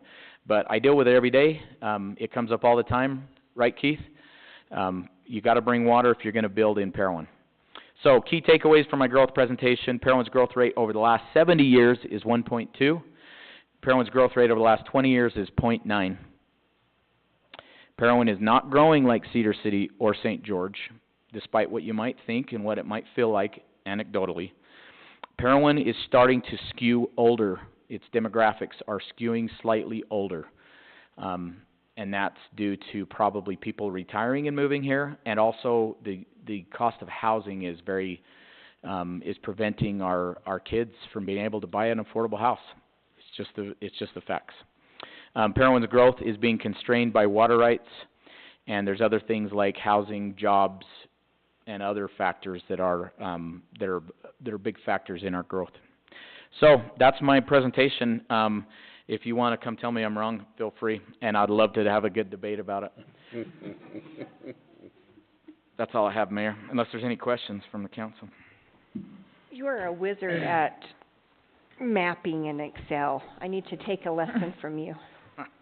Thank And I think our community Yes. and council are pushing toward more activities for youth and families for that reason. To support that demographic is critical, and, we want our kids and families to feel like they're supported here. And, I don't know, I had a conversation today that was really awesome. I don't know if Del Tanner wants to come up, but he gave me some insight on that. Did you want to talk about that, or not really? Are you settled in your seat now? You don't have to. Okay, we'll see. Now that you called him out. I did. Yeah, yeah. you He kinda sat here this long. Del Tanner. Yeah, so there's been talk about, pump track and the mayor and myself, we're just talking about, you know, kind of the things that, are, you know, value to the community, and we're talking a little bit about the pickleball courts, but, we shifted to the topic of pump track and just kids, and I hate to even bring this up, but I have a pump track at my house, and, we had an event last night, with probably 150 kids, and I was amazed at how popular the pump track was, and how, the kids just kind of flocked to it, and they seemed to really kind of come, and, they came prepared. They came with bikes, they came with scooters, and things like that, and, I just want to mention to the council, I think it's important to invest in the next generation. I mean, if we want the city to, you know, if we don't want people to leave, you know, when they grow up and you know, move out of the house, we need to invest in them. And by investing in kind of the younger generation right now, it's an investment in really the future of Parowan, and I think that, as a city, we need to consider what that means, and how we provide the kinds of amenities and experiences and culture that the kids are gonna, you know, they're gonna remember and wanna raise their kids here and stay here long term. So that was it. Thank you. I've seen the video, that looked like you guys had a blast out there. All right, thank you. So the last thing on the agenda is reports, updates, old business follow-up from elected officials and staff. And I think I don't remember where I started last time, do you? So we'll start with Councilmember Burton. Okay. Thank you. Okay, Meeks Park, the Shade Tree Committee had 17 trees donated by Mike's Trees, and they are all planted, thanks to volunteers and to their dedication. And Ryan Johnson, urban arborist, kind of oversaw it, but they completed that, and I think they need to be commended, because that's quite an undertaking to get 17 trees planted and taken care of. Labor Day, I think was great for all those that attended any of the events and saw what was going on and the interaction in the city, and those that came and supported, and I think it was a positive, you know, for the city, and I think that all those that are involved need to be commended for that. The parks, they look pretty decent, they looked good, they did a lot of work in preparation for the Labor Day, and they did a lot on their own, and a lot when asked, and I'm talking about those that are, you know, the city staff, city workers, they did a great job. The recreation junior soccer's going on right now out at the soccer fields, and it's really been, you know, there's a lot of involvement there and a lot of participation. The pool is open on, you know, different kind of restrictive hours now, but it's still open. Until tomorrow. Tomorrow. Is it Tomorrow. 16th, it's, Saturday. yeah, Saturday is the last day. Okay, Saturday, thank you. Is it closed on Saturday or open on Saturday? I just know the 16th. I think it's open. Yeah. So 16th is the last day. Okay, well, thanks for that update, 'cause, well, I think it's been great, I think it's been well used and well appreciated, and I think it's been good for the community. Just, I guess we've already discussed the Rock Church as far as the bricks, so tomorrow they can still contribute, that's Tomorrow's just the- one phase, Mhm. so, okay. And then I wanted to mention last time that we mentioned those reefs, there's 2 reefs, not just one, that is gonna be donated to be at the cemetery for the, Memorial Day and Christmas. There'll be 2 separate, like 8 to 10 foot reefs. And so I just wanna make sure, 'cause it's kinda mentioned it was just one, but there'll be 2.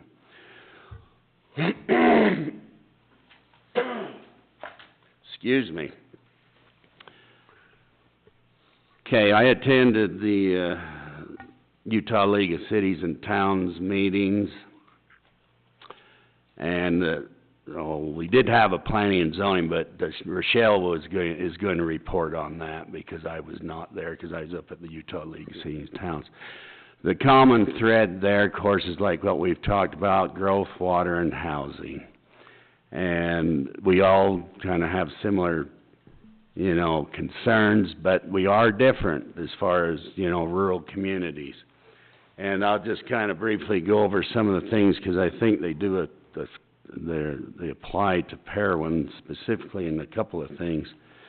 As, there's of course, the power and duties seminar, or the breakout, which is always good to review the structure of the city and our responsibilities. But I went to a public assets and partnership, and I saw where there's partnership of private entities to try and get funding for different projects. And they asked, this is kind of a continuation of the Your Land, Your Plan, and they asked if we had a digital map. Dan assured me we do, so they're gonna look at this digital map to begin with, and then they'll come and evaluate the assets of the community and see if there's anything that they can recommend that we can do to generate more revenue from our existing assets so that we can capitalize on that. And it's a program through the Utah League of Cities and Towns. So they commended us on having a digital map. A lot of communities don't. And we're kind of up on a lot of our planning that we found out, that Parowan's in a good position. Went to the traditional rural caucus. I'll just say this before Dan and Molly came in. They didn't hear my soapbox, I guess. And anyway, I kinda got on the state for pretty much doing what they accused the feds of overreach and to intrusion into a, city business, and that, the feds do it on state level.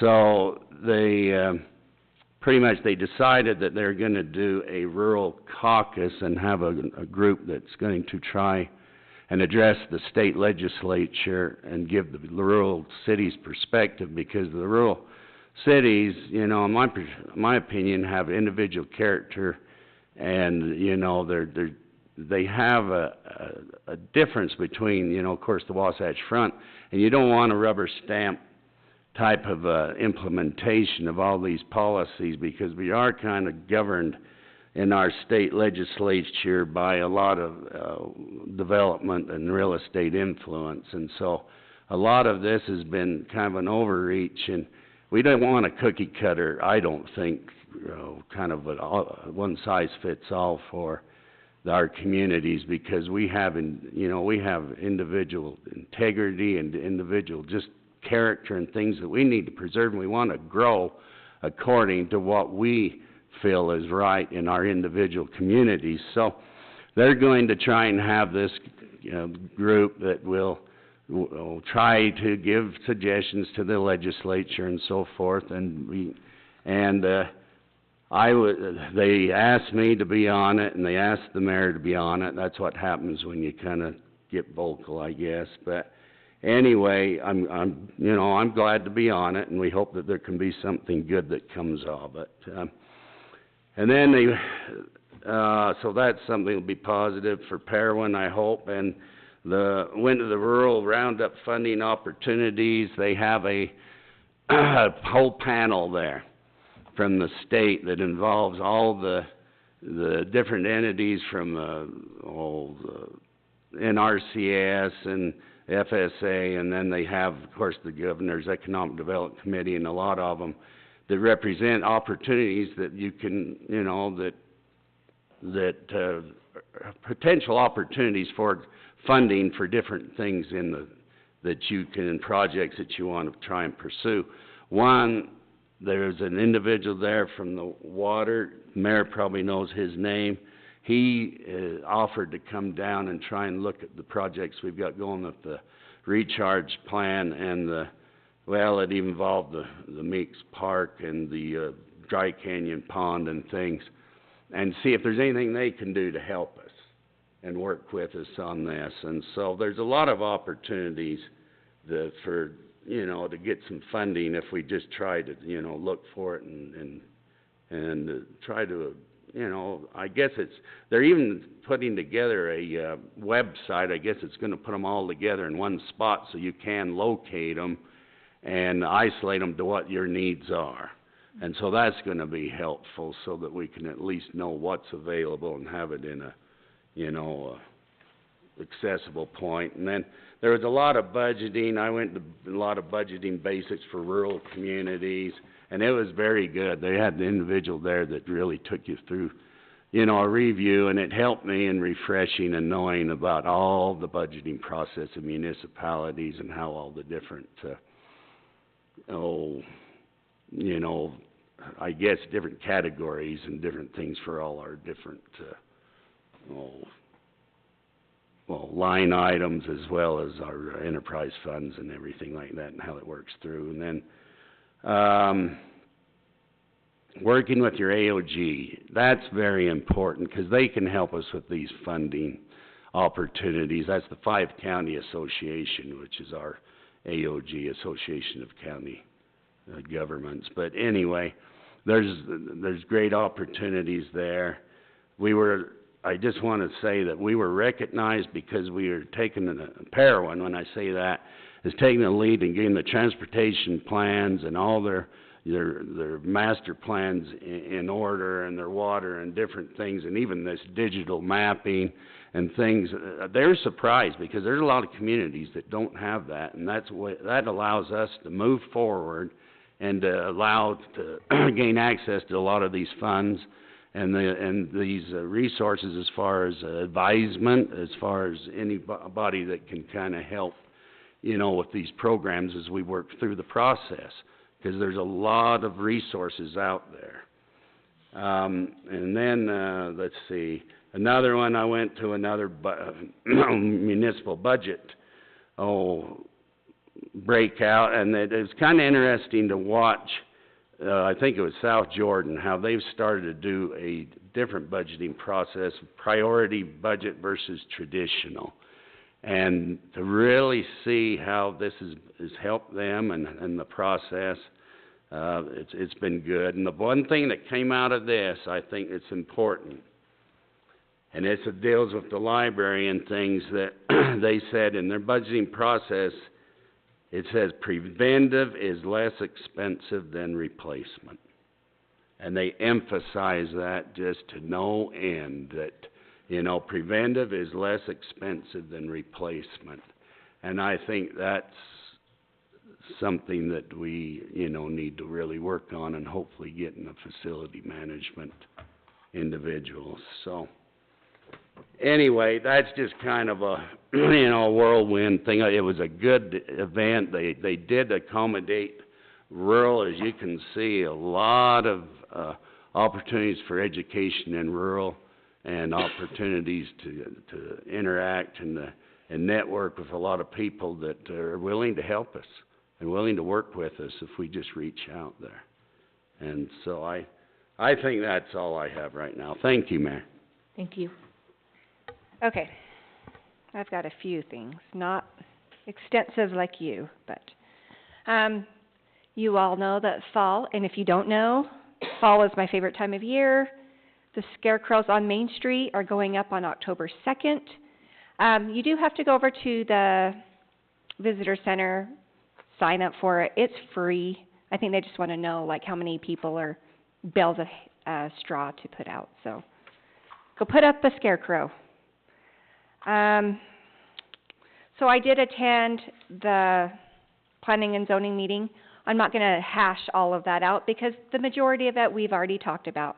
Pickleball courts, bike track, we all know what's going on there.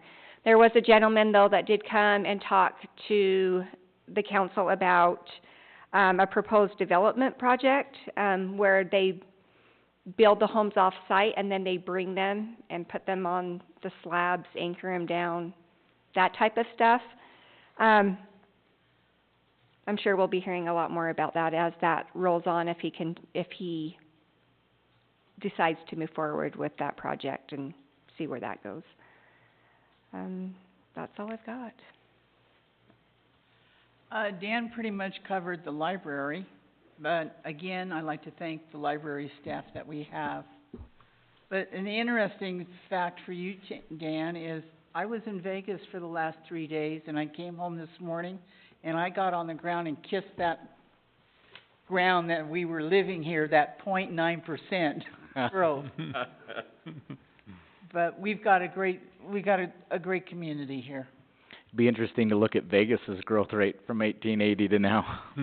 You know, Probably be about the same size. I lived there for 30 years, and I worked all over town, driving around for all the different jobs. I couldn't find anything anymore. And the traffic is horrendous. Mm-hmm. So. You're up. My turn, okay. We had an economic development meeting, on the 5th. One thing we did do in there, we, talked about the Rural Communities Opportunity Grant. We applied for that last year. We did not get it. We didn't really apply for the correct thing for last year as far as the, for the lighting on the ball fields and stuff. But, this year they voted, I guess, to do the grant and do it for the start of the engineering plans on the road for the business loop at the airport. This is something that's got to be done before we can apply for the grant to build the road. I think that's good there to get that started, to get that moving. So they applied. Dan applied for that. And one thing I forgot to recognize last time, council. Jeremy Franklin up to UAMPS. He got a recognition award for 5-year being on the UAMPS board up there. He represents Parowan really well. He puts a lot of time and a lot of knowledge. But it was really good to see him up there get recognized. I asked him if he wanted to come, but he probably said no. But yeah, exactly. He said, well, he says I've been to council too many times, is what he said. So, and that's all I've got. We had a historical preservation meeting. We, approved a fence for 52 North, 100 West.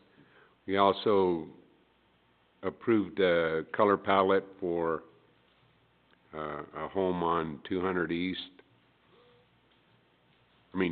South, excuse me. Also, Leon Hollings had asked to be removed from the council. His wife is down to Cedar, and it's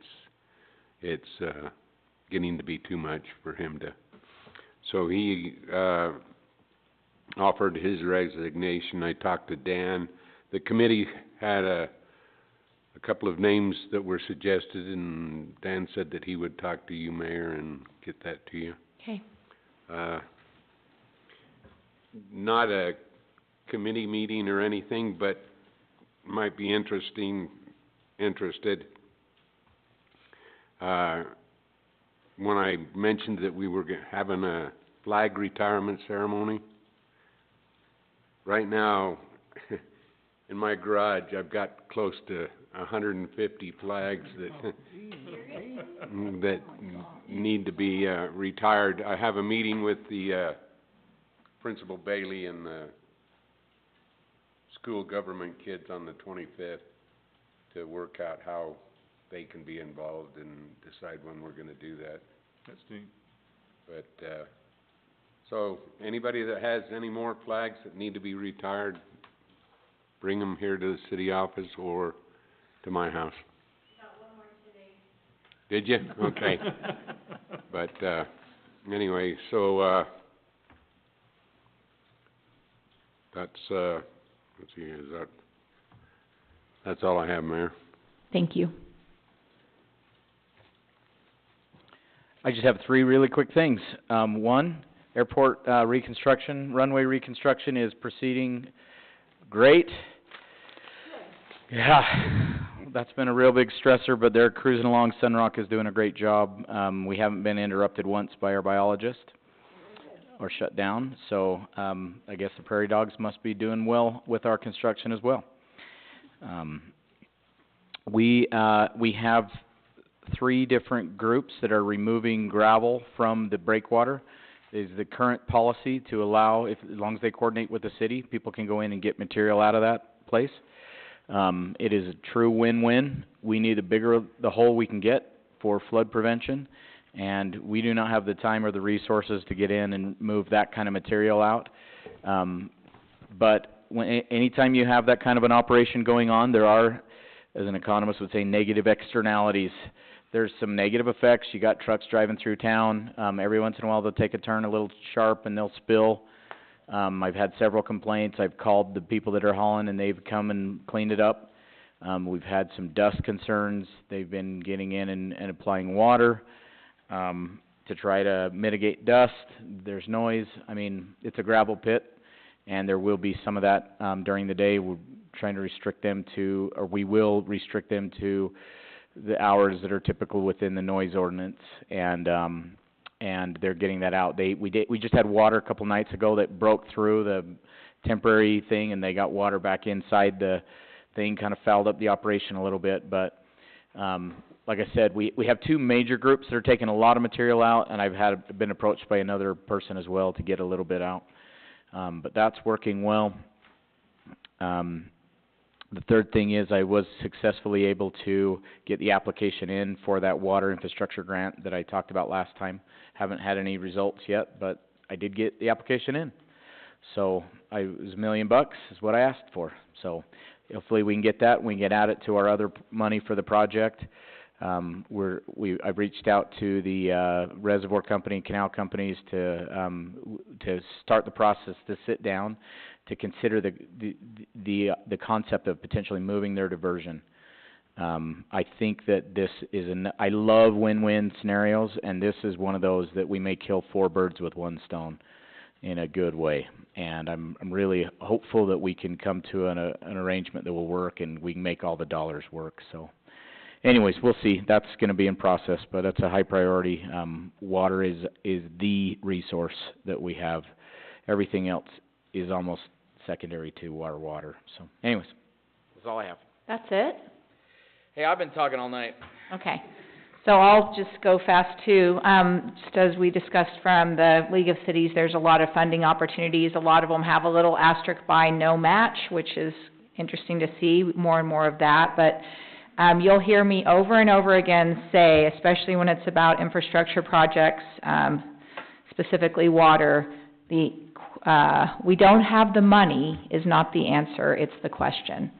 And spending time with the Division of Drinking Water funding director, he's like, just give me a list of your projects. I mean, the kinds of things you're trying to do are exactly what we're looking for to fund, and we love to fund in rural.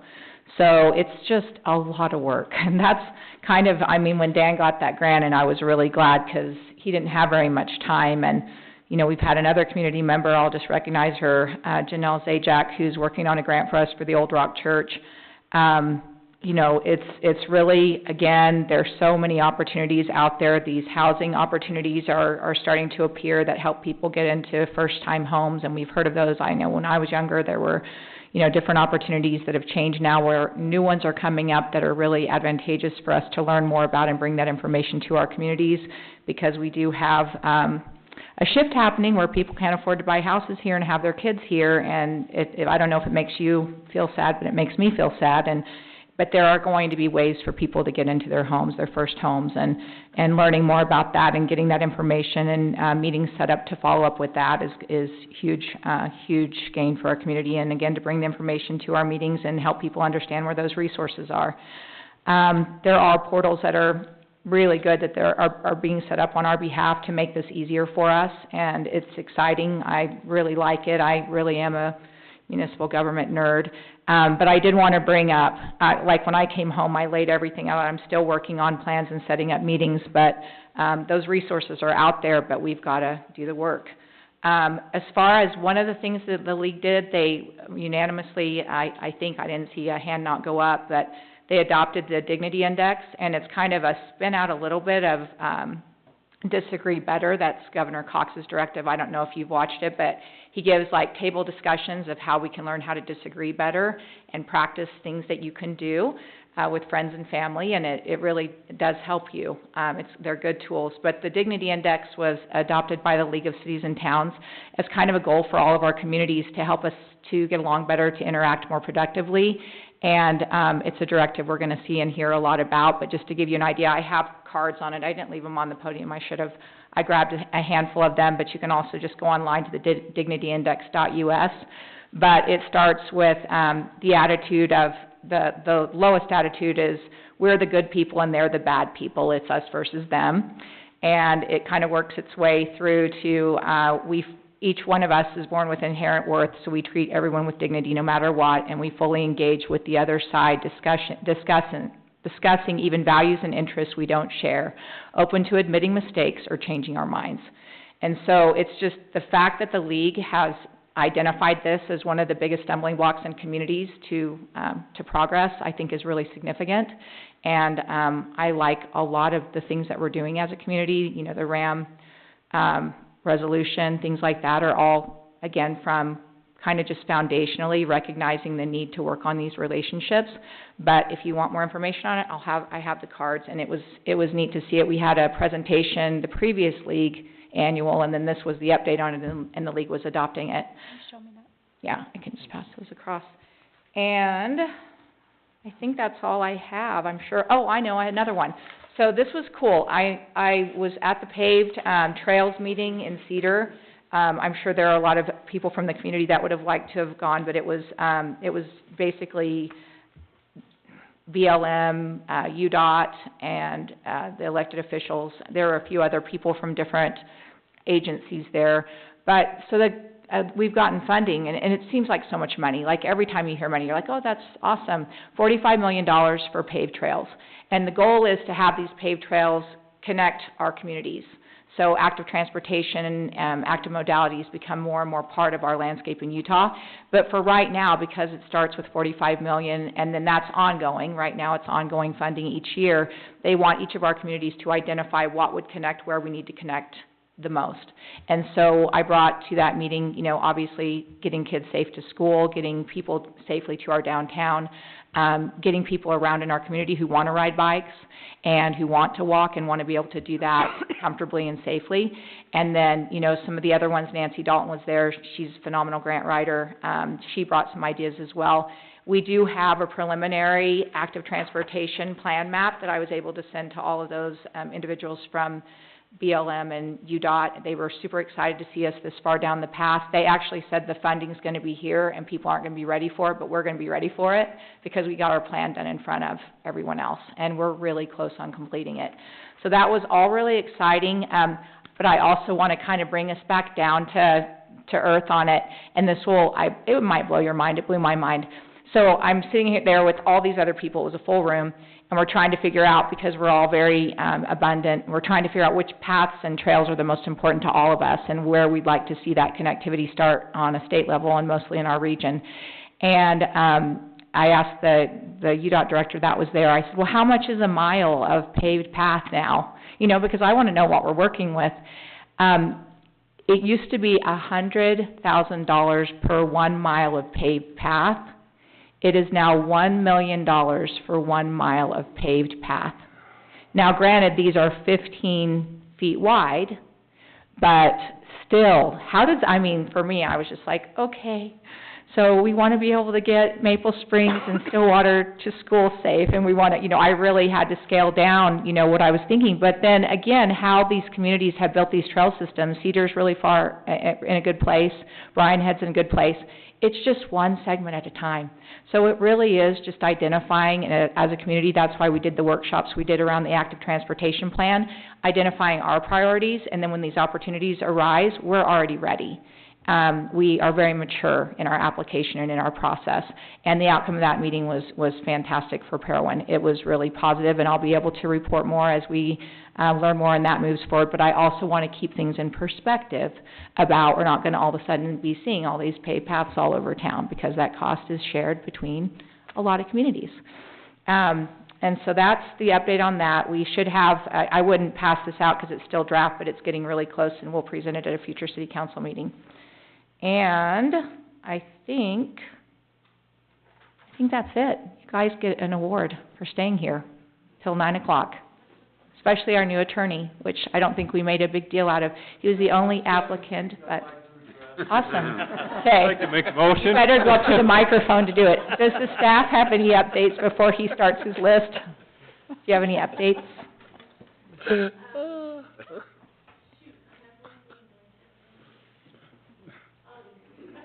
Okay. Did you have something? Oh, good. I just wanted to remind everybody that the canvas is next Tuesday at 6 o'clock. Yeah, don't Thank you forget. for that reminder. And welcome, we're fortunate to have you. I don't know if we welcomed you well enough. I appreciate all of you, thank you.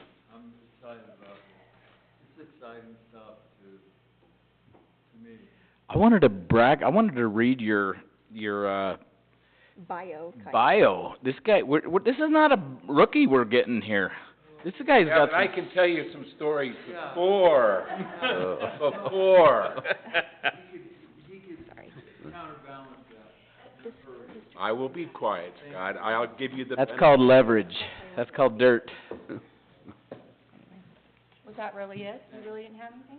Hey, I don't know if I need to do this from my microphone. Get it right if you want it. Well, can I say one more thing, even though my turn has passed? You can say both of those things. You can say the thing you just told me, and then you can say the thing you forgot to say. I know, I did forget. Something that I've been working hard on.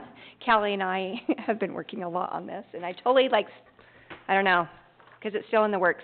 The Recreation, Arts, and Parks Initiative that will be on the ballot. We are putting together a pamphlet that is going to be mailed out to all of the residents. Well, I shouldn't say mailed. We don't know how we're sending it out to everybody. We're getting that figured out. But everybody will get a lot of information on it, on what it's about, where the money's going to be spent.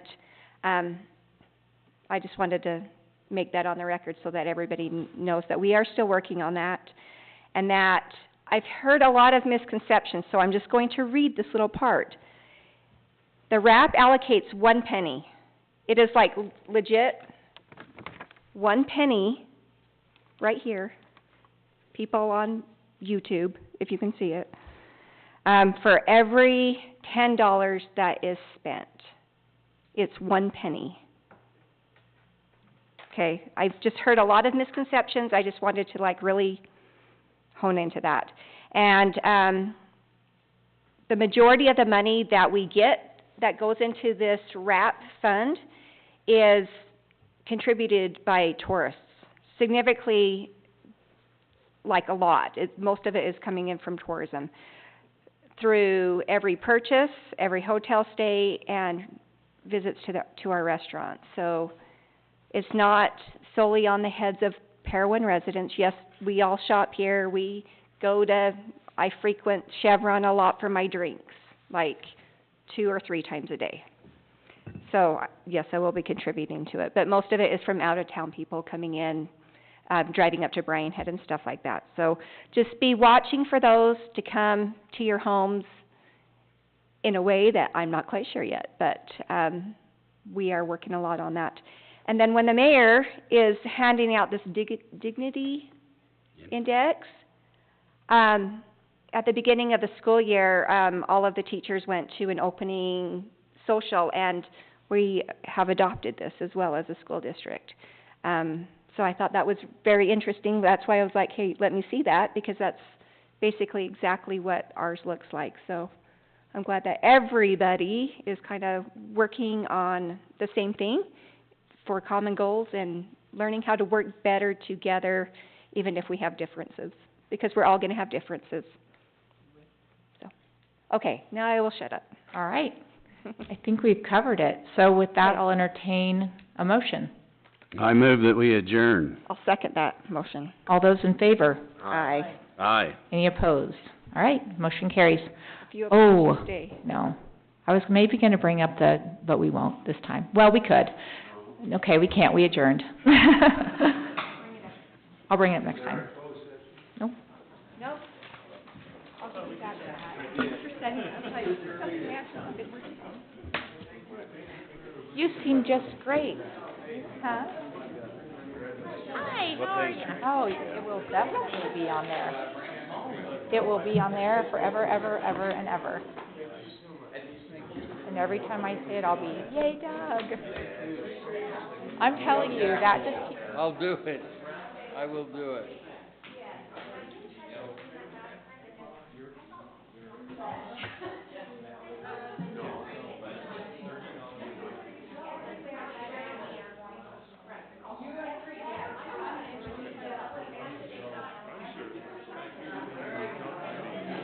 He's not gonna be in court, no.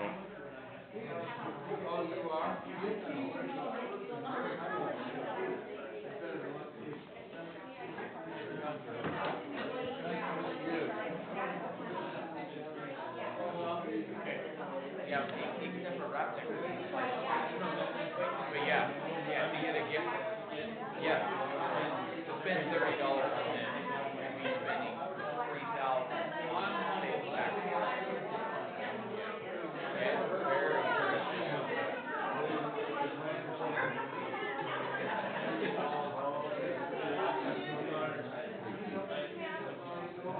Yeah, very right now?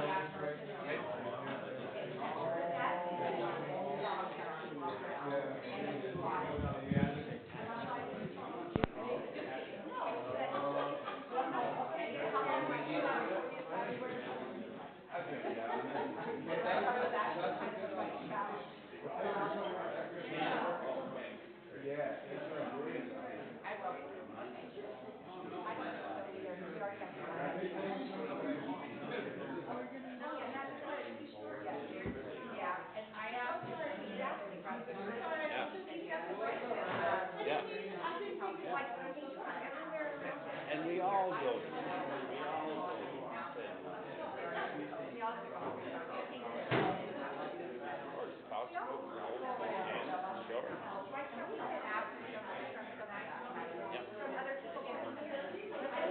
We should, parents everywhere has exactly. Good job, good job. And I think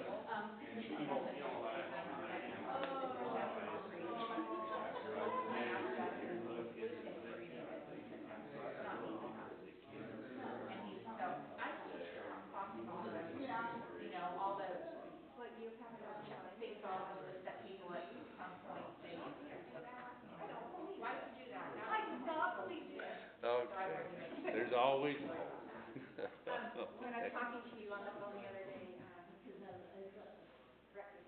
my brother